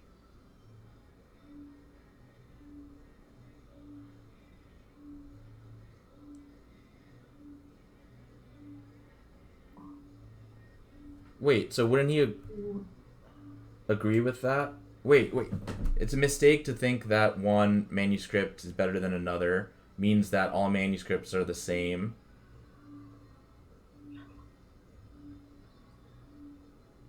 Okay, wait. So he's disagreeing. I'm like really confused now. Okay, so if he disagreed with that, then he would say, then you should. No, wait, you're right, I think. No, I think you're right. Yeah, because he's saying then you should think that if he disagrees with that. So he is least likely to think that, right? So least likely to agree. So does he disagree that it is a mistake to think that? All right. So let me imagine him. So okay, if I said it's a mistake to think that one is better. If I say that it's a mistake to think that one is better than the other, he would say no. Some are one better is than. better. Yeah. Yeah, so he'd be like, that's I agree with you. So yeah. That's tricky. Yeah. That's That is very tricky. Yeah, the only way I got that double negative thing to work is by imagining, and I guess this can also help with cars. Imagine the author. I kind of just imagine the author, and I think, I think, all right, if I said that, it's a mistake to think one manuscript is better than the other. He would say, no, it's important to weigh how good one is compared to the other. And then... So that's how I did that one. So if that helps. Okay. Doing it the double negative way, I was like, what? Okay. That was like confusing. But so then for Dino... Oh, yeah. He thinks there is a simple rule that eliminates the need for critical discrimination. No, he would agree with that. Right? Because he says that like all the like stupid ones. Oh, you would agree with it. Oh my god. Yeah, okay. yeah. I'm backwards. These are so weird. Wait, I'm really backwards. Okay, I was like, wait, I feel like this is true. Yeah, I think like what would help with this is to be like like maybe write an A next to it to mean agree. B, write an A next to it to say agree. C, D next to it to say disagree. D, yeah, just so you can make it so it's like which one is different. Yeah, because it's obvious when you like think about the thing, but I just had it reversed. I need to like highlight least too. I feel like probably. I think you knew that it was least, but it's never easy. So, like, I would Yeah. just be like, how is it different? Like, if I forgot, like, if he's agreeing with it or not, I would look, like, at the other ones, right? Like, and see Oh, which one is oh, different. okay. I see what you're saying. Like, agree. Okay. Yeah. At first, I was like, "What?" But now Mm-hmm. I get it. Yeah, Because yeah. if then just at the end, then look, Yeah, don't. because these types of least likely blah blah blah questions are like they make you do insane mental gymnastics. Yeah, I didn't realize it until just now. Yeah. I'm like, whoa. Um, Irrespective of what appears in the paragraph, the book of the passage is devoted to showing that. Um. Okay, so this is saying like what's the main idea, right? Yeah, so we can easily eliminate day. So see so I this is these types of questions where they ask main idea. There's going to be choices that are true statements, but you have to see that which one is answering the question, which is asked for the main idea. Like, yes, it is true that in the 19th century that he believes that you know it should be weighed, not counted, right? Mm-hmm. That's true. B is true as well because he says we now possess Yeah, but MS that's is still better than the turf fences. Do you see where no, that this is? makes a lot of sense. Now that I like understand what's going in the in the passage, Mm-hmm. this makes a lot of sense. Yeah, show me where it says there. Good. Got it. Perfect. Look, show me where it says what? Oh, alright. Because you Oh. did it, but I guess you did it Yeah, accidentally. like I was looking at like the pill, like all of this Oh, yeah. stuff. So show me where where it says the Erfertensis is not Like the the best the one anymore. evening. Yeah. This guy. Yeah. That it's not the best anymore. Where does it say that? Yeah, I don't know. But then the whole time we're talking about like You're right. inferior. You're so close. Like Oh, wait, right. You're right. Yeah. Yeah. There. what do you mean? Underneath. Yeah. There. Oh. What do you want from Just here oh down? no. Just that's where it says it. We now possess manuscript still better than the E1. So that's where choice B is. Oh, okay. I was confused what we were looking for. I Oh, get okay. it. Yeah. Mm-hmm. Yeah, but that's definitely not a main idea. No, you're right. This makes a lot of sense because the rest is literally just talking about how much he hates editors. And, Mm-hmm. Yeah, So I guess incompetent. Yeah. So yeah. that's what I Basically was gonna that. say. Is like, could I also? This is the only one that kind of Uh huh. shows his negative attitude.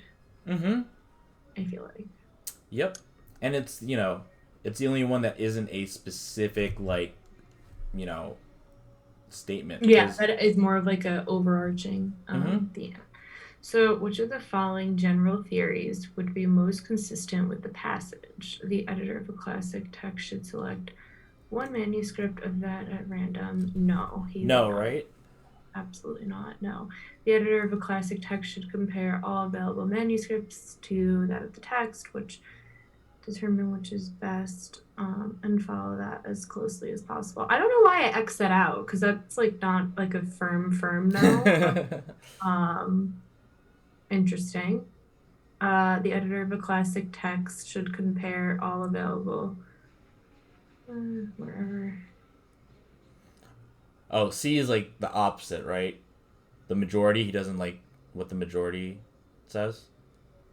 Wherever the manuscripts give different readings, follow the given regions. I guess, and then the editor of a Show me what? where in the passage they say that majority thing. Um,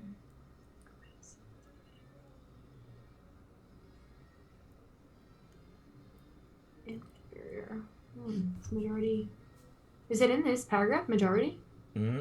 Are we looking for the word majority? Oh, yeah.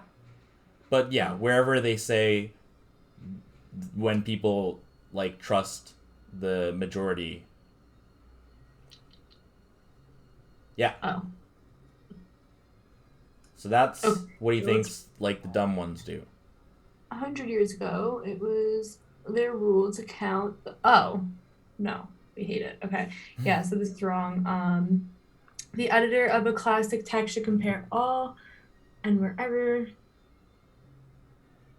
Okay, so C and D are similar, but we're not trusting the majority. We're being one of the great critics of the 19th century and weighing it, right? Yeah. So C is saying trust what the majority says. D is saying what is on its own merits to be correct. But now I'm trying to see why B would be different because Yeah, that that was also says determine which one is the best. So I think it's just as like it's just a little subtle difference, which is wherever they give different readings. You can see what they said.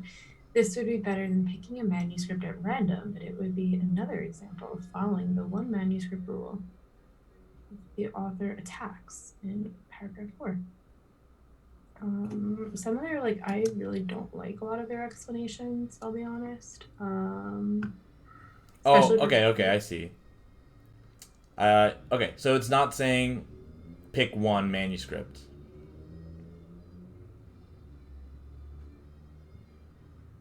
Wait, so he fabricates of following one wherever possible. Oh, so he's making fun of these sluggard people for fabricating everything and just following one manuscript.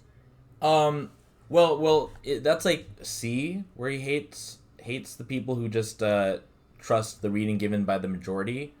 But so like B and D are kind of like similar, right? In that you're choosing quality over quantity, right? Yes. So I was trying to think what's the difference between B and D, and it's that B is saying to determine whichever one is the best, follow that one manuscript. That's the best. Whereas D is saying consider all of them. Whenever they're different, consider which is the best of the ones that are different. But you're still considering them all. How do you differentiate between the two? When how are we proving B wrong in here though? Oh, okay. So B is saying determine which is the best and follow that manuscript. One manuscript. Okay, yeah. So I see what you were saying when you just explained that to me, but reading it, I would not think of it like that at all. Yeah, so I look at them and see how they're different, right? So they both say exactly the editor of a classical text should compare all available MSs of that text, right? Yes. And this is where they are different. Oh.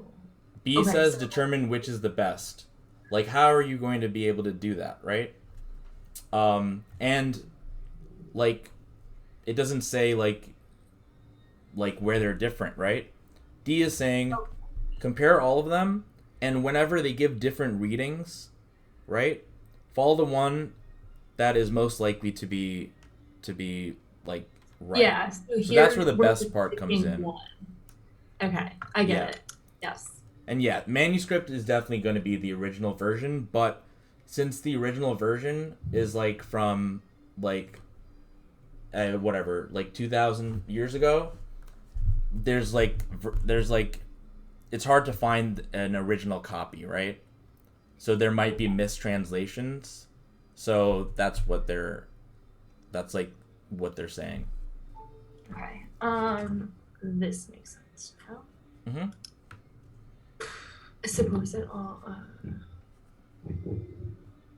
Suppose that all. Okay. So they're saying suppose a new manuscript was discovered and it agreed with the E manuscript in all 17 places that Madvig departed from it. All right, we know that Madvig, who is the good critic, right, or superior critic, Yeah. He dropped 17 readings of the E manuscript.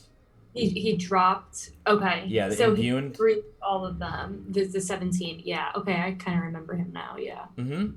So if a new one said that it agreed with those 17 ones. Wait. Mm-hmm. This is like kind of not related to the question, but Mm-hmm. I'm just like rereading it. So he impunged the 17 readings adopted from this, but then he upheld the readings of the inferior manuscripts. Yes. So how does this make him So better? so check this out. Um, so that Cicero like piece, right? There's manuscripts of it, like versions of it, and the best one at the time, right, was the one that starts with an E, Yeah. and the inferior critics liked that one with the E. Madvig, the superior critic, hated it. He dropped 17 of those readings, and he upheld the readings of so-called inferior manuscripts, aka at the time they thought the best one was the one that starts with an E. So the ones that Oh, are so then the next sentence is like, we now mm-hmm. see that there are things that are better than that E thing. Yeah, we now have ones that are better, and in the ones that are better, we have definitive proof, sort of, that in 12 of the 17 places of the E thing, it's 12 out of 17 are definitely wrong. Okay, that this is actually bringing me back, and Mm-hmm. that's why I clicked that this was wrong, Mm-hmm. because I thought he was saying that he is doing the inferior. Yeah, it's weird. Um, but that's why, like, I say like this, because he doesn't really mean it, right? Yeah, but then how do I like read this I during know, my I head? know. Oh, he's so, fake. so, Like, all right. So here, this is how. So we know that, uh, where it says we now possess manuscripts better than the one that's E, right? yeah. And in the majority, 12 of the 17 places of the E one, the better ones that we now possess contradict it. Okay, I like kind of get it. No, I do. So they confirm the You need the next inferior sentence. ones. You definitely need to read the next sentence to be Uh-huh. able to like figure that, though, right? Well, not really, right? Because they're saying that the best one at the time was the one that starts with an E, right? And then Mhm. it says that we now have ones that are even better than the one with an E. Yes, And that's what I'm saying. We need to read this before we realize that this is fake. oh, Right? I thought you meant the thing after where they say they Oh, no, confirmed no, no, that. no, no, no. Got it. Yeah. Yeah, so to know that this is like air quotes, we need the next sentence. Okay. Yeah. Yeah, I noticed actually when I was going through, I think my sample test, or yeah, my sample test Mm-hmm. or something, that some of the ones I got wrong are like when I go back to the text, if I look for like Madvig, if it's about Madvig, if I don't Mm-hmm. read like the sentence before or after it, because Yeah, um if you go back and reference like something using like the control F in your mind, like put it in context, like know like a little, like read a little bit of like before it, a little bit after it. yeah, because that's definitely like where I lost a bunch of questions. Mm-hmm. So okay. Yeah, Cars is all about like having a holistic understanding of the passage, like knowing like essentially like having an idea of the author and what the author would think, what the author like feels, what the author would say. Yeah, and some of them aren't bad. What's but that? Yeah, some of them aren't bad. it's very hard to take a reductionist approach, which is how you can you could take that approach. Like reductionist means like Yeah. you're boiling things down. You do that like in like the science sections, definitely. But for Yeah, cars, so it's a that's why holistic. Yeah. that's why I spend so much time reading the Mm-hmm. passage. But then that's why I run out of time because like if I spend a lot of time reading the passage, I understand what's going on and I can answer the questions pretty well. Yeah. But then I have like 2, 3 passages at the end that I'm like, oh shit, like I have to rush through all of them now. Yeah. Yeah. We can so like you'll practice and you'll get faster, but you can also like use like a hybrid approach where you kind of like look at the questions as you read it to help you kind of to help maybe guide you in the right direction. Yeah. Like because sometimes like I like to read the questions because it does kind of give you some additional information. Like for Yeah. instance, like this question right here is saying that is basically saying that like instead of it basically is summarizing like parts of like the passage for us because it Oh wait, says this is a weird one. This is what, a weird question. I just read it again. yeah, so like for instance, like you know if it was like difficult to read the passage, the question stem alone summarizes for you. It's saying that Madvig departed from the E manuscript in 17 places. So sometimes reading the questions can help. This question makes no sense to me now that I'm reading it. Really? Hold on. Let me try and like think about it. So, okay. So if the new manuscript of like if the new whatever agreed with the best one in all the places that Madvig departed When you say from best it. one, What? when you say best one, what do you mean? Oh, I said the other one. The best one. The best one. Best Like one or air quotes best best. one? The best, like the E one. Is that really the best one though? Oh no, the best Okay. one. All right. Okay. Okay. Yeah. So okay, so then he agreed with it in all 17 places. Oh. Okay, wait. I feel like that kind of helps what you just asked me. It would weaken the author's claim that Madvig was right to depart the readings. What Roman? Which strengthen the author's claim that automatically followed either a single. I don't really like. If it strengthened the author's claim that automatically following either a single MS or majority. I don't really know what this even is saying, so I'm gonna get rid of it.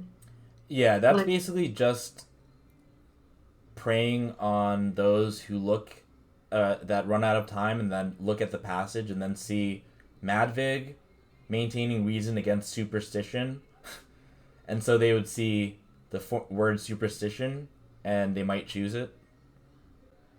Okay, well, I was running out of time, so do you see superstition in the passage? Yeah, it's right here. And where Madvig is? Right here.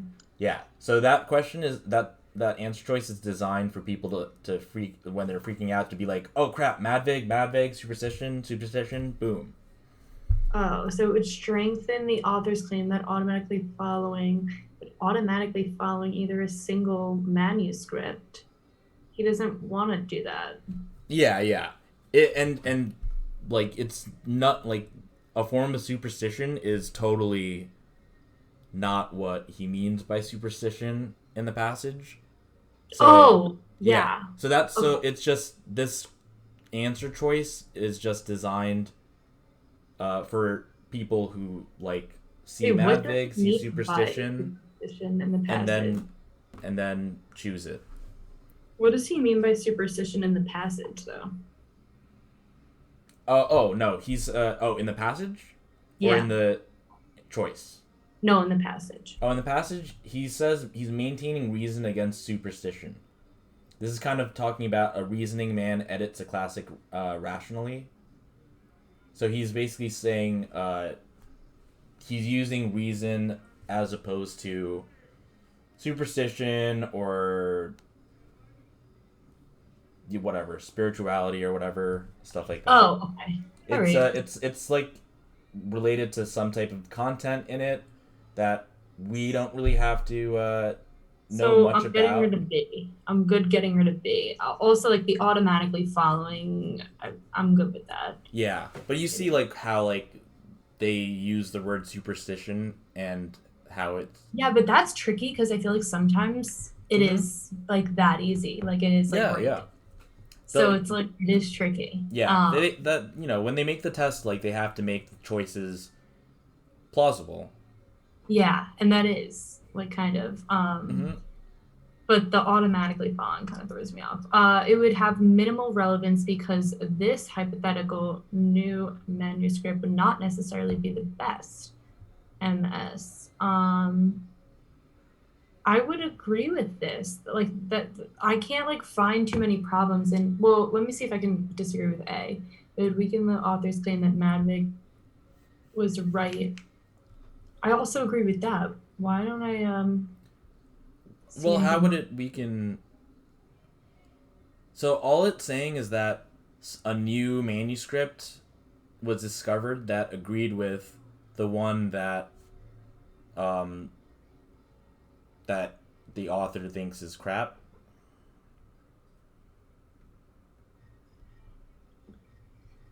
So it agrees with the one that's bad.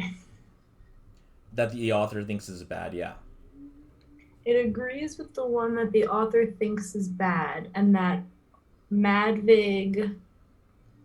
Yeah, Matvig thinks it's bad, and the author agrees with him, and the author thinks Madvig is the superior critic. Therefore, it is a superior critic. So Madvig and author think it's bad. Wait, and his Madvig's departs in 12 places, right? Oh, 17? I thought it departed in 12 of the 17, right? No, that's just something that they said. Now we possess manuscripts that, Oh. but you'll know that it's all because in the question stem it says all 17 places that Madvig departed from. Oh, okay. So at first, And also, instead like, of if you didn't know the word impugned, this question stem will tell you. okay, so at first, hmm in the passage, it departs in all 17 places, but now he's asking what happens if it agrees in all 17 places. Oh no, he. All right, so, Wait, did I reverse that when I said that out loud? I might I don't know. have. He says that Madvig departs from the E manuscript in 17 places. Yeah, and then it's asking here, what if Mhm. it agreed in all 17? Yeah, okay. What if a new manuscript happened that agreed with all the things that Madvig disagreed with? Oh. So I can kind of get rid of A now, kind of. I'm not like completely comfortable getting rid of A. Oh, well, so okay. How But now yeah. I think it's D because I'm like, all right, well, that's not like the best manuscript. Yeah, so first of all, it wouldn't weaken his claim, right? Because because the author's saying, like, you have to treat the manuscripts, you have to look at them, you have to judge the manuscripts based on their merit if they're different, right? Yes. So if this new manuscript came out that is different from Madvig, which is, who is a person that the author like thinks is a very superior critic, why would the author be like, oh yeah, this new manuscript, definitely like is right. I was wrong all this time. Okay. Because And the author doesn't think all manuscripts are treated equal, right? yeah, Which so is I see where another question you're like coming that with we had. that. Hmm. But yeah, no, I get that. But then I'm good with eliminating A and B. Okay. Um, I feel like D is like not an awful answer though, because like it might not be the best manuscript. So you'll see this a lot also in cars. You'll see because it's very easy in cars to pare it down to 50-50, but you have to choose the one that um, that most reflects the author's like vibe, if you Yeah, so will. I guess I thought that D was like a little bit more broad and a Yeah, little bit it's a easier little neutral because because the author it's saying argued that for it's rational not accuracy. necessarily going to be the best one because the author doesn't really think that there is a so-called best one. Like the entire thing where it's saying that they confirm the inferior one, like it's in line with the author's belief that the majority, you can't trust the majority, and who call like it, if it's called the best or the worst, who calls it that? It's the majority, right? If you look up like best books or best movies Yeah, or yeah, whatever, it's like majority opinion, right? yeah. Okay, so then So C. D and C and D are saying basically the same outcome, right? But which one is imparted with the author's like vibe, or the author's like tone, or the author's um like opinionated nature? Like what is something that the author would more likely agree with? Okay, I know it's C, but I think the reason also, this seems like an extreme ish statement. So that's another So reason okay, it's it's more extreme than the other one, but we're going to basically have to like pretend like you're talking to the author and you say this, hey, this new manuscript came out, and all that stuff that you said about the one that starts with an E. Uh, Apparently, this new one says that it's really, really good. So how would he respond? So if you take the author into consideration as a non-neutral, biased, opinionated individual, right? Would the authors simply say, well, it may not be the best, like this new thing that's saying all this stuff that's the opposite of what I thought, it may not be right. Will he be like that, or will he be like, no, because like F that. You need to not that doesn't mean anything. You need to have basically like your own judgment. You need to be able to weigh this manuscript against those of other manuscripts and be able to discriminate, right? Have that discriminating faculty of yeah, the other. whether this is good or bad.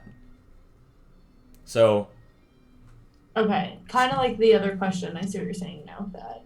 yeah, so this one it helps me to just imagine the author, because in all Cars passages, it's not like a textbook. Like actually, like I can say that about the science sections as well, because that's true too. None of this stuff is like a textbook.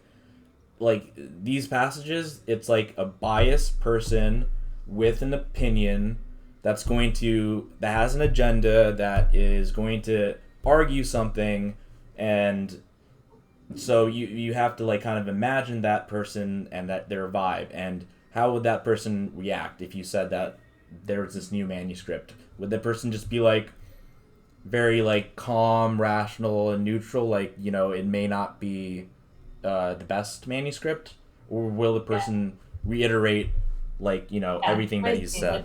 it. Hmm. Yeah. All right, I kind of get it because the author is like so negative also. So Yeah, and always consider like what like the author would like. yeah, like Yeah. a more extreme statement's kind of appropriate there, I guess. Oh, the mechanics question. Okay. Perfect. Yeah. So this is talking about the rule thing. Because look, when I saw mechanic, I also saw like computer somewhere or a machine. Yeah, so obviously get rid of that. Oh no, I meant like the word. Like when I saw mechanic, right? I saw a machine somewhere. Let me see. or like nearby. No, no, no. Later on. There. Third paragraph. To the right. A little bit more down. Yeah. Oh, got it. So they must have a rule, a machine to do their thinking for them, right? So I think mechanics. I think machine. Yeah, so I knew to like get rid of this because this is obviously not anything that they're talking about. That's like if the person has 0 time left. Yeah, but that's like that's like extreme. Like I really had 0 time when I tell you I had 0 time, I really had 0 time. And I still got to strike that out. Because whoa. But obviously it doesn't really make sense because they're like just like following things, I feel like. Well, yeah, relying on your critical thinking skills is everything that the author is for. You're like, which means that you have to use your own faculties. You can't be like, this is what other people think is the best, therefore it's the best. So Yeah. So it won't be that. So then just between B and C. So Like they're too strictly yeah, because so okay. okay. I get Yeah. how B could be right because like they're just kind of like blindly following the rules, I feel like is what he's trying to say. Yes. But, Think of a mechanic as opposed to an engineer. Like yeah. you like when your car breaks down, you go to a mechanic and they like fix it because they know like the rules and how it like how to fix it like in terms like you know what I mean? But Yeah. they don't make the car. They don't design the car. They don't know like the thermodynamic principles that make a car work like an engineer would. Yeah. No, So that's what he means by they're just mechanics. So I get that, but then what is like wrong about this? okay. I think I fully understand like what this is saying. So I don't You're saying really that know you do or you don't. like I don't really fully understand what Okay. even. So like it's funny. I've written like essays about this. So like a mechanistic understanding of the world means that that the world works not through some like energy or some superstition or astrology or fate or well not necessarily like that kind of stuff, but everything that happens in the world is mechanistic like through like physical mechanisms. I actually think I get this now because now that like you're starting to explain it, this is nothing like he doesn't really care how he thinks about how they think about the world. Yeah, that's like a very like yeah, like you could write essays about that. Like a mechanistic understanding of the world is like no, he doesn't care about that at all. Yeah, breaking it's like a philosophical like perspective. Like yeah, this makes sense. Yeah, these were the only Cars passages I wanted to do. I don't really know. I didn't get to go over like the other sections. We don't have to do that now because some of them I probably like just made stupid mistakes. Mm-hmm. but they kind of take me a while to go over. Like, I don't know if I'm going over them the right way. Change it up from the first time I went over it. Like, Mm-hmm. should I just reread the passage, try to, like, for the science sections especially, try to get Do you have everything I any can like out of examples it? you can show What? me? Do you have any examples you can show me? Um, of like the science ones? Oh, like the ones that you said that No, you. I just didn't. I like didn't start going over it yet. I just want to make sure I'm doing it the right way before I like Mm-hmm. finish, or I didn't start going over biochem yet. Mm-hmm. Um, like, should I just reread this, see what I can get out of it, and then look at the questions again? Uh, well, wait. So, for the other sections, I would recommend looking at this questions first, Okay. right? Yeah. Okay. I just wasn't sure Mm-hmm. like how. How to So like look at go the over it? questions first.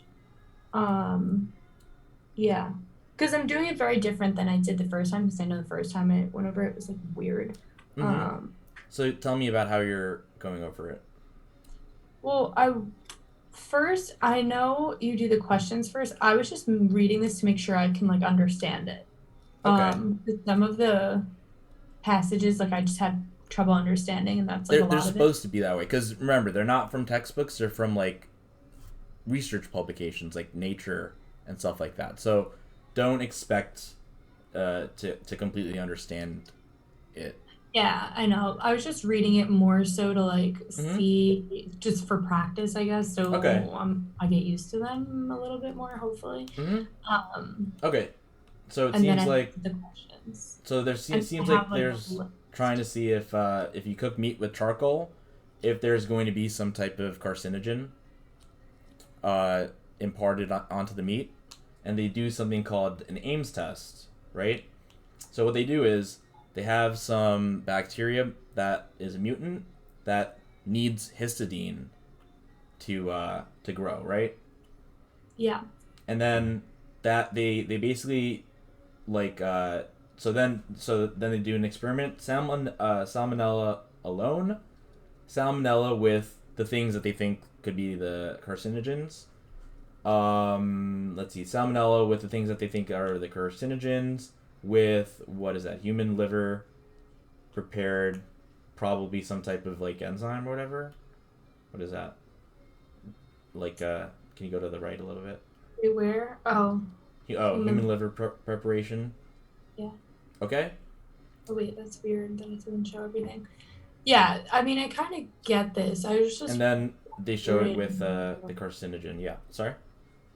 I kind of get this one because I just had biochem, and this was kind of like antibiotic selection was like kind of it. But Um. like, Mhm. do you think going through it the right way, just and then just make a list of like the contents I don't know, or am I wasting my time with this? Because now that you've seen like these practice tests, are they Uh. like what would you say about them? So wait. Why don't you tell me what those Oh, plates? Yeah. sorry. What those plates are showing. The growth of Yeah. Like tell me like what the what the what they're showing you. this is just the growth for the what's it called of this the bacteria, the mutant bacteria. Okay. So you see how like it says plate 1, 2, 3, 4. Mm-hmm. Okay. So plate 1 is like the control, right? Mm-hmm. Okay. Um, plate 2 is with the thing that we think may be a carcinogen. Yeah. Seems like it's not really changing anything, right? Yeah. All right. Um, plate 3, it's a little bit more, but plate 4, that is so okay. What plate 1 is a negative control. What is a negative control? I just did this. It's not supposed to have any Mm-hmm. effect. Okay. What do you think plate 4 is? Positive control. Yeah, because it's a known carcinogen, and therefore it Yeah. is No going to need. give us, yeah. So if the polynuclear aromatic hydrocarbons, the thing that we're trying to determine are carcinogenic or not, we're going to basically see if it looks like the negative control or the positive control. Okay. And it seems like it doesn't do anything, but if it's with a human liver, then it can be carcinogenic, it seems. Yeah, no, I get this passage. I just wanted to know more, like if I'm doing, because I'm making a list like of like content review that I feel like I'm missing when I'm looking through these. Sorry. But then I know you said that you think I'm sorry. the Say that again. Something went up. Oh, I know you said like you think the Kaplan test might not be like super representative. So am I wasting my time by making these lists and like studying all these like small topics, or what are the topics? Because when we went over that, the one that we just looked at, like going over it that way, yeah. Sorry. There's some good like normal passages, but then there are also some like really weird ones. Like what's on your list of the content well, stuff? I tried to do the broadest, so like I'll just do a broad one. Some of these aren't from the practice test. Some of these are just things I know I need to do. Yeah. In your notebook, I wrote some stuff about like thermodynamics and heat and stuff. Yeah. So if there was like a question on something that I was whatever, and it was kind of specific, and I wasn't sure if that would be like super high yields, I would just do like the bigger, broader category, like titration or whatever. Yeah. So give me like something from your list, and I'll see, like, because a lot of times, like, even if it's low yield, you can incorporate that into what it's connected to make it high yield. Yeah, and I think like looking at my list now, that kind of makes sense because that's what I did. Like I wrote like the titration or Can I see electromagnetic waves. Can I see your list? Oh yeah, it's just a notes. Let me. You said electromagnetic spectrum? No, electromagnetic waves. These are not all from the practice test though. That's why it's like kind of tricky. These are some just from like okay. things I need to work on. Okay, I can like basically do like a quick thing for like all of these actually. Electromagnetic waves, right? Basically light. We can only see like the visible spectrum, but everything else. So okay, a radio wave is an example of a light wave. It's just that we can't see it. Yeah. I like started going over it a bit. Yeah. Oh, that's what I wanted to know. So when I go over them, do you recommend just making this list or like looking things up on the spot, some things up on the spot, or like no? You said when making this list? Yeah, like when I make this list, should I, if there's something I know I got wrong, should I like look up some definitions on the spot or just review those things, make this list and then review this stuff the next day? Oh, like I think showing me the list is a good idea because I can explain to you like all of these things without having like to go over like a huge dense like chapter. Yeah. Okay, that makes sense. I have to go like kind of soon. That's the only reason I don't want to start going over one of these. Yeah. But you can send it to me and I can yeah. But then we can meet next yeah, we can meet this week, I guess. And maybe just by then I'll probably have more like passages and stuff to go over. Yeah. But then maybe we can go over like one or two things on the list. Yeah, I can go through that list really quickly though. So it wouldn't take that long. But you can send it to me and I can like write some stuff in the notebook. Okay, I'll send you this and then let's do this next time. Even if it's like with the passages next time, I'll just make sure I have more time. Yeah. I remember like I don't know if they still sell straws, but like the paper wrapper for the straw. I would like put it down on a table and use it to demonstrate in real time the Venturi effect.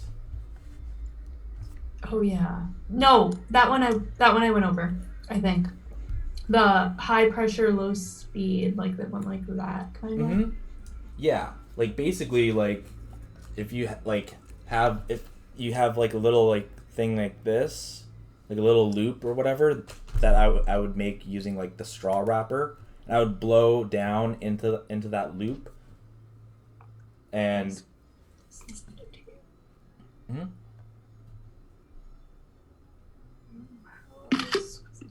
Okay, perfect. All right. Yeah, I sent that over. Okay. But yeah, the Venturi effect, I think I get.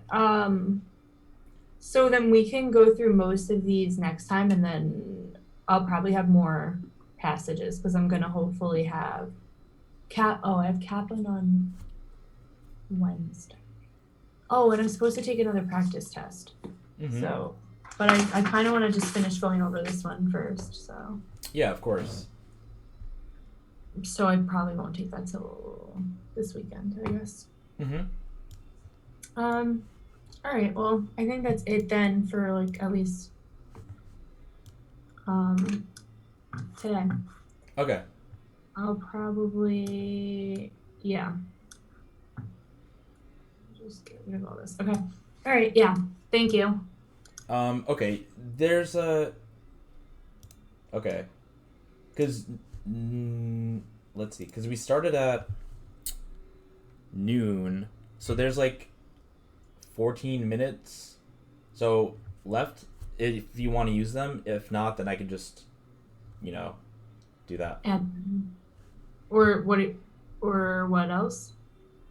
Oh, then I can just change the amount that I charge. Yeah, you want to just do that? Okay. Got it. All right. Yeah. All right. Thank you. All right. No problem. Good luck. Bye. Yeah.